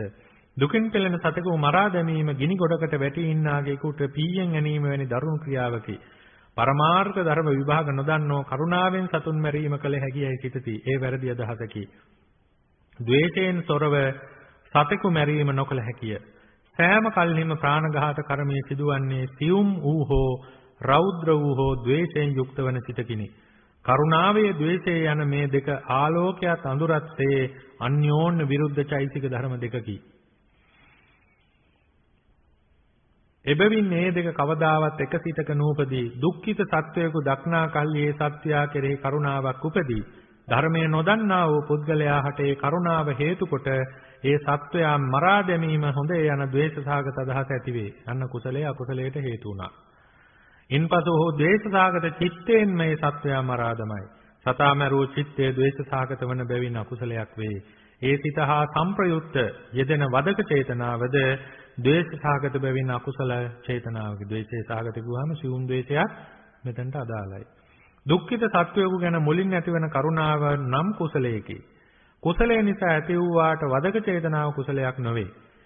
කරුණාව හේතු කොට වන්නා වූ ඒ වදක චේතනාවද අනෙකුත් වදක චේතනාවෙන් මරණෙන් මතු අපායට පැමිණීමේ ශක්තිය ඇති අකුසල කර්මයක් බව දත යුතුය. එතකොට ඒ සම්බන්ධව එහෙමයි. 57 වෙනි ප්‍රශ්නය. සර්පයෙකු විසින් ගිලින්නට තත් කරන මැඩයෙකු බේරා දැමුවහොත් එයින් වන්නේ පිනක්ද පවක්ද? මේ නූගත් ජනයා අතර පවත්නා ප්‍රශ්නයකි. මැඩියා බේරා දැමීම වූ එකම ක්‍රියාවෙන් මැඩියාට සුවයකුත් සර්පයාට ආහාරයෙන් නැතිවීමෙන් දුකකුත් වන්නේය. මේ ප්‍රශ්නයක් වී ඇත්තේ නිසාය. මේ ප්‍රශ්නේ විසඳිය යුත්තේ ක්‍රියාව කරන පුද්ගලයාගේ අදහස අනුවය. මැඩියා මුදවන තැනැත්තා සර්පයා කෙරෙහි වෛරයෙන් ඌට ආහාර නැති කිරීමේ චේතනාවෙන් ඌට හිංසා කිරීමේ චේතනාවෙන් මැඩියා මුදවනවා නම් මෙයින් ඔහුට වන්නේ ආහාරය නැති කිරීමේ හිංසා කිරීමේ පාපයය. සර්පයාට ආහාරයක් නැති කිරීමේ හිංසා කිරීමේ අදහසින් කළත් එයින් මැඩියාට මහත් යාපතක් වන බැවින් ඒ ක්‍රියාව කුසලයක් නොවිය හැකිද කියා ප්‍රශ්නයක් මතු කළ හැකිය. ඒට දිය යුතු පිළිතුර නම් මැඩියාට යහපතක් සිදු වුවත් ක්‍රියාව කුසලයක් නොවිය හැකි නිසාය. යම් කිසි ක්‍රියාවක් පින හෝ පව හෝ වන්නේ ඒ ක්‍රියාව නිසා පසුව සිදුවන කරුණු අනුව නොව චේතනාව අනුවය. සර්පයාට ආහාර නැති කිරීමේ චේතනාව ද්වේෂ මෝහ දෙකෙන් යුක්ත වීමෙන් අකුසල චේතනාවක් වේ. මැඩියා සුවපත් කිරීමේ අදහසෙන් සර්පයාගේ කටින් වූ බේරනවා නම් එකල්ලි ඇතිවන්නේ කුසල චේතනාවකි. ඒ මිදවීම නිසා සර්පයාට බඩගින්න ඉන්නට සිදු වූාට එයින් මැඩියා මිද වූ තැනැත්තාට අකුසලයක් නොවේ. මැඩියාගේ පණ රැකදීම අබේදානයේ ඒ උසස් කුසලයකි. මෙසේ දිගින් දිගටම මැඩියන් බේරා දැමීම කළහොත් සර්පයාට निराहारව මැරෙන්න සිදුවෙන නිසා පාපයක් නොවන්නේදයි කියා ප්‍රශ්නයක් ඇති කළ හැකිය. කුඩා සතුන් ගිලින්නට නොලදහොත් සර්පයාට මැරෙන්නට සිදුවිය හැකිය. මැඩියන් ආදී කුඩා සතුන් ඉපද සිටින්නේ සර්පයන් ජීවත් කිරීමට නොව ඔවුන්ම ජීවත් වීමටය. ඔහු සර්පයාට මැරෙන්නට සිදුවීම ගැන වගකිය යුත්තෝ නොවේති. සර්පයා ජීවත් වන සැටියක් බලාගත යුත්තේ සර්පයා විසින්මය. කුඩා සතුන් සර්පයාගේ ජීවත් වීම ගැන වගකිය යුත්තන් නොවන්නාක් මෙන් කුඩා සතුන්ගේ දිවි රැකදෙන කාරුණිකයෝ දේ ගැන වගකිය යුත්තෝ නොවේති. කරුණ මෙසෙහින් මැඩි ආදී සතුන් ගිලින්නට නොලැබීමෙන් සර්පයා මිය ගියා. එයින් සතුන් නිදහස් කරන්නවුන්ට පාපයක් නොවේ. ඇතැම්ම ලොකු සතෙකු විසින් කුඩා සතෙකු දැහැගෙන ඉන්නවා දුටහොත් තදින් කිපී ලොකු සතාට පහර දෙති. ඒ කෝපය කුඩා සතා ගැන ඇති කරුණාව නිසා ඇතිවන්නක් වුවද පාපයකි. කුඩා සතෙකු මහ සතෙකුගෙන් නිදහස් කිරීමේදී එක් සතෙකුට පීඩා නොකොට මෛත්‍රී සහගත සිතින්ම කළ යුතුය. හොඳ පින්කමක් වන්නේ එසේ කිරීමෙනි. සියදිවි නසා ගැනීමෙන් ප්‍රාණඝාත අකුසලයේ සිදුවේද? තමාගෙන් අන්‍ය වූ සත්වයෙකුගේ ජීවිතේ නැසීමෙන් මිස සියදිවි නසා ගැනීමෙන් ප්‍රාණඝාත කර්මයේ සිදු නොවේ. බුදුරජාණන් වහන්සේ විනයෙහි තිරිසන් සතුන් මැරීම ගැන භික්ෂූන්ට පනවා තිබෙන්නේ යෝපන භික්ඛු සංචිච්ඡපානං ජීවිතා වෝරෝපේය පාචිත්‍යය යන සිකපදේය. දනදන තිරිසන් සතෙකු මැරුවහොත් පචිතයවතක් වේ යනු එහි තේරුමය. එතකොට පචිතයවත කියන්නේ ඇවත් දැසලා පිරිසුදු වෙන්නට පුළුවන් ඇවතක්. නමුත් ප්‍රාණඝාතය සත්ව ඝාතනය අකුසලයක්. සත්ව ඝාතනය වෙනවා, ඇවතත් වෙනවා, සත්ව ඝාතනයක් වෙනවා. මනුෂ්‍ය ඝාතනය මහා පාපයකි. එබැවින් ඒ ගැන විනයෙහි පනවා ඇත්තේ පරාජික ඇවතකි. යම්කිසි භික්ෂුවක් විසින් මිනිසෙකු මැරුවහොත් පරාජිකා වේ.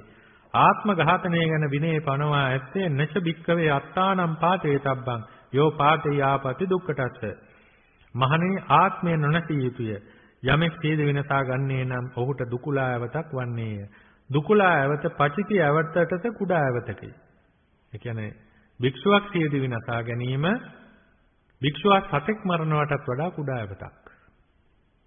සියද විනසා ගැනීමෙන් ප්‍රාණඝාත අකුසල කර්මයේ සිදුවේ නම් තථාගතයන් වහන්සේ එයින්ද පරාජිකා වන බව වදාරන්නාහ. සියද විනසා ගැනීම ගැන පනවා ඇත්තේ තිරිසනුන් මැරීමෙන් වන ඇවතටද කුඩා ඇවතකි.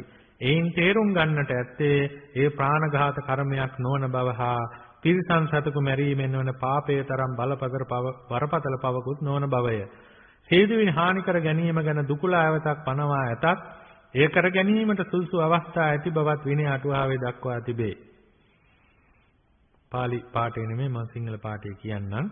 බොහෝ කල පවත්නා වූ මහා ආබාධයක් ඇති භික්ෂුවකට උපස්ථාන කරන භික්ෂූන්ට බොහෝ වෙහෙසෙන්නට සිදුවේ නම් රෝගියාත් පිළිකුල් නම් ඒ රෝගී භික්ෂුව මේ ආත්ම භාවයේ ප්‍රතිකර්ම කළත් නොපවැත්විය හැකිය.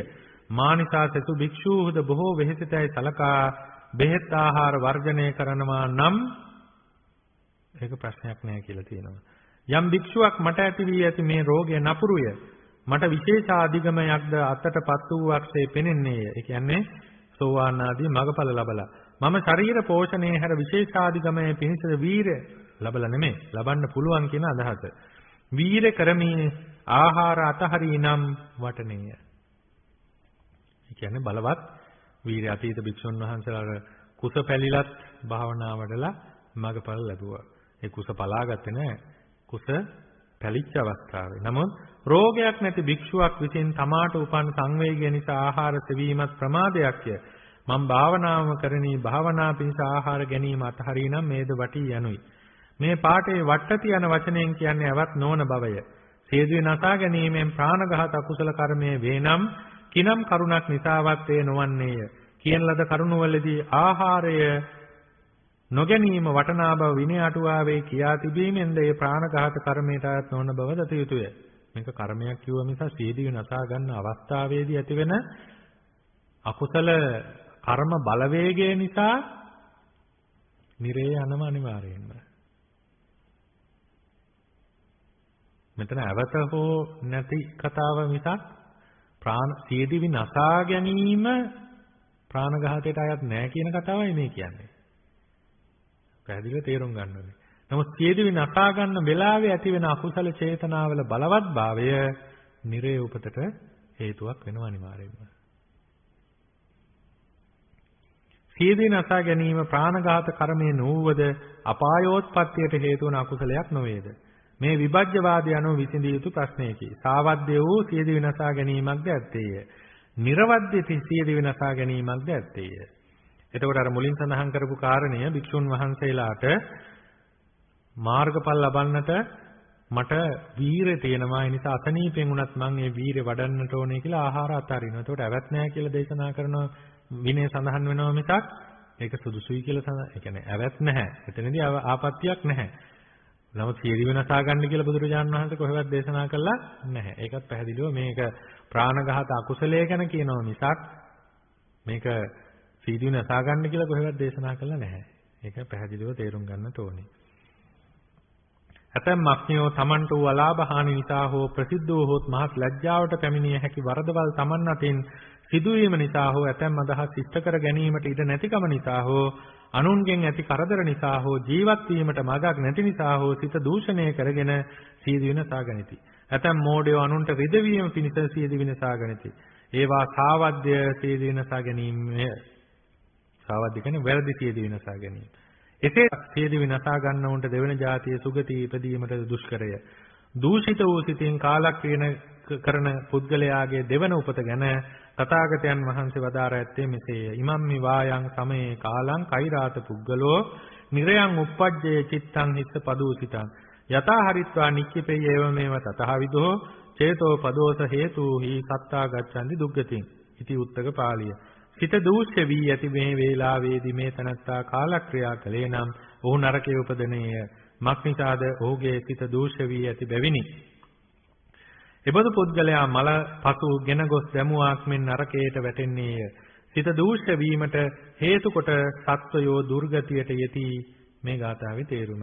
මේ දේශනාව අනුව කිය යුත්තේ පැමිණි අලාභහානි ආදී නිසා සිත දූෂ්‍ය කර ගැනීමෙන් දිවිනසා ගන්නා අය මරණින් මතු නරකයේ උපදනා බවය. මේ සාමාන්‍ය දේශනාවකේ බැවින් දූෂ්‍ය වූ සිතින් මරණ අය പ്രേත බවටත් තිරිසන් බවටත් පැමිණිය හැකි බව කිය යුතුය. සියදිවි නසා ගැනීම තමාටම පාඩුවක් පිරිමසා ගැනීමට කළ යුතු ප්‍රතික්‍රියාවක් නොවේ. ඒ අනුවණකමකි. තමන්ගේ දෙලොවම නසා ගැනීමකි. යම් කිසි උසස් අර්ථයක් සඳහා ජීවිතයෝද පරිත්‍යාග කිරීමට සමත් වන තරමට නුවණ දියුණු කරගෙන ඇත්තා වූ වීර පුරුෂයෝ සමහර විට උසස් අර්ථයන් සඳහා තමන්ගේ ජීවිතයත් පරිත්‍යාග කරති. බෝසත්තුරු ජීවිත පරිත්‍යාග කළා අපාය ගියා කියලා සඳහන නැහැ. බ්‍රහ්මයිසිනම් තාපස කාලයේදී අපමහ බෝසතාණන් වහන්සේ අන්නහරක් නොලැබීමෙන් සිය දරුවන් කාදමන්නට තැත් කරන ව්‍යාග්‍ර දේනුවගේ ඉදිරියට පැන්නේය. සිරිසංගබෝ රජතුමා තමාගේ හිස සියතින්ම සිඳ දුගියෙකුට දුන්නේය. උසස් අර්ථයක් සඳහා කරන එබඳු දිවිනසා ගැනීම නිර්වද්‍ය දිවිනසා ගැනීමය. බුදුරජාණන් වහන්සේ ජීවමාන කාලයේදී ගෝධික තෙරුන් වහන්සේ සියතින් බොටුව සිඳ බෙල්ල සිඳ දිවිනසාගත්ත. එයත් උසස් අර්ථයක් උදෙසා කළ නිර්වද්ද දිවිනසා ගැනීමකි. ආයුෂ්මත් ගෝධික ඉෂ්ඨවරයන් වහන්සේ ඉසිගිලි පර්වතයේ එක් පසෙක විසූහ. උන්වහන්සේ බොහෝ උත්සාහ කොට ලෞකික ධ්‍යානයක් උපදවා ගත්හ. ලෞකික ධ්‍යානයේ වනාහි ලැබූ තැනැත්තා විසින් එය නොහැර නැවත නැවත සමවැදීම් වශයෙන් ආරක්ෂා කරගත යුතුය. ධ්‍යානයක් ලැබුවයි කියලා ඒක ජීවිතාන්තය දක්වා තියෙන දෙයක් නෙමෙයි. නැවත නැවත ඒ සමවැදීමෙන් තමයි ඒක ආරක්ෂා වෙන්නේ. එසේ නොකොට අන් කටයුතු යෙදුණොත් ධ්‍යානෙ නැතිවන්නේය. ධ්‍යානෙන් පිරිහෙන්නේය. ගෝධික තෙරුන් වහන්සේ රෝග බහුල කෙනෙකි. එබැවින් උන්වහන්සේට ධ්‍යානය පවත්වාගත නොහැකි විය. ධ්‍යානයෙන් පිරිහුණාහ.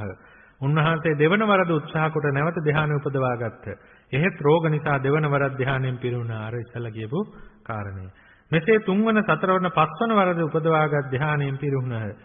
ශ්‍රවණ වාරයේ ධ්‍යානය ලබාගත් පසු උන්වහන්සේ සිතන්නාහු ධ්‍යානයෙන් පිරිහි ඉන්න අවස්ථාවක මරණය වූහොත් මතු උපත අනියතය. ධ්‍යානයේ තිබියදී මරණය වූහොත් බඹලෝ ඉපදීම නියතය. එබැවින් දැන් ධ්‍යානයේ තිබෙන වේලාවේදී දිවිනසා ගනිමි සිතූහ. ඒ රෝගත් බහුලයි. උන්වහන්සේ කරන්නට යන දේ දුටු මාරයා සිතනුයේ කෙලසිඳ ගැනීම ශරීරයේ කෙරෙහි ජීවිතයේ කෙරෙහි ආශාව නැතිවෙකුට මිස අනිකෙකුට නොකළ හැකි දෙයකි. කාය ජීවිත දෙකෙහි ආලය නැති මුන්වහන්සේ සිහි කිරීමේදී කමඨහන සිහිකොට රහත් වන්නටද බැරි නැත. මොකද මරණ මොහොත විශේෂ මොහොතක්. ධර්මයේ වැඩූ අයට විපස්සනා නැත්තම් අනිත් ත්‍රිලක්ෂණයේ වැඩූ කෙනෙකුට මරණ මොහොත විශේෂ අවස්ථාවක්. මොකද අතහැරෙන අවස්ථාවක්. ශරීරය, සිත, වේදනා මේ ඔක්කොම අතහැරෙන අවස්ථාවක්. ඒ අවස්ථාවේ වැඩූ කෙනෙකුට ප්‍රයෝජන ගන්න පුළුවන් අවස්ථාවක්. නමුත් මාරයා දැනගත්තා, හිතුවා බැරි වෙලාවත් සීදී වෙනසා ගන්නවා කියන එක ලේසි වැඩක් නෙවෙයි. තමන්ගේ ජීවිතයත් සියල්ල අතහැරෙන වෙලාවක්. ඒ නිසා රහත් වෙයිද දන්නේ නැහැ කියලා හිතලා මේ මා විසින් වැළැක්විය යුතුයි සිතා මේ බුදුන් වහන්සේට සැලකර උන්වහන්සේ ලවා වළක්වමි ඒ බව බුදුන් වහන්සේට සැලකලේය. පුදුම කරුණාවක් නේද? එකනේ මේ ගෝධික තෙරුන් වහන්සේ සිය ගෙලසින ගත්ත. දෙලිපියෙන් ගෙලසින ගත්තා. ඒන් උන්වහන්සේට බොහෝ වේදනා ඇති විය. උන්වහන්සේ වේදනා යටපත් කොට සිහියෙන් යුක්ත වී ඒ වේදනාම අනිත්‍ය ආදී වශයෙන් මෙනෙහි කොට සියලු කෙලෙසුන් නසා රහත්ව පිරුණම් පාවදාලසේක. මාරයාට පිළිතුරු වශයෙන් තථාගතයන් වහන්සේ මෙසේ වදාළසේක. ඒවං හි දීරා කුබ්බන්ති නාවකං කන්ති ජීවිතං සමූලං තණ්හං අබ්බුය්‍ය ගෝධිකෝ පරිනිබ්බුතෝ. එහි තේරුම නුවණැත්තෝ මෙසේ කරති. ජීවිතයට ඇලුම් නොකරති. මුල් සහිත තණ්හා උපුටා දමා ගෝධික පිරිනිවියේය. චන්නතෙරුන් වහන්සේ දිවිනසාගෙන රහත්ව පිරිනුවම් පෑ කෙනෙකි. චන්නතෙරුන් වහන්සේ කියන අර බුදුරජාන් වහන්සේ බෝධිසත්වයන් වහන්සේගේ අර අශ්වාරෝහකයා නෙමෙයි, වෙන චන්නතෙරුන් වහන්සේ නම. මේ කතා දෙකම සංයුත්ත නිකායේ සඳහන් වී ඇත්තේය. යම් කිසි උසස් අර්ථයක් සඳහා දිවිනසා ගැනීම පාප ක්‍රියාවක් නම් දිවිනසා ගන්නා වේලාවේදී ඒ තෙරුන් වහන්සේලා රහත් විය නොහැකිය. මේ කරුණ අනුව යම් කිසි උසස් අර්ථයක් සඳහා දිවිනසා ගන්නවුන්ට ඒන් පාපයක් නොවන බව පිළිගත යුතුය. එනිසා මේ අනුව අපේ චේතනාව සම්බන්ධව කරුණු රාශියක් වටහා ගත්තා. එනිසා මේ ධර්ම දේශනාව, ධර්ම සාකච්ඡාව ඔබ අප හැම දිනාටම ප්‍රඥාව දියුණු කරගෙන වහවහාම චතුරාර්ය සත්‍ය අවබෝධයේ පිණිස එකතේම හේතු වාසනා වේවා කියලා ප්‍රාර්ථනා කරමු. මෙසේ ගොඩනගා ගන්නට යෙදෙන සකල විපල කුසල ශක්තිය ආනුභාවයෙන් ශ්‍රීමත් ගෞතම සරුවඥ සම්මා සම්බුද්ධ ශාසන නිරුපද්දිතව निराකුල නිර්මලව බොහෝ කාලයක් පවතිවා, වැජබේවා, බැබලේවා කියලා ප්‍රාර්ථනා කරමු. ඒ වගේම අපවත් වී වදාළ අතිපූජනීය රේරුකාණේ චන්දවිමල මහානායක ස්වාමින් වහන්සේට ප්‍රාර්ථනීය බෝධියෙන් ධර්මඥාන භාවනාඥාන දියුණු කරගෙන අමා මහ නිවනින් සැනසීම පිණිස මේ කුසල් පාරමී කුසල් වේවා කියලා ප්‍රාර්ථනා කරමු.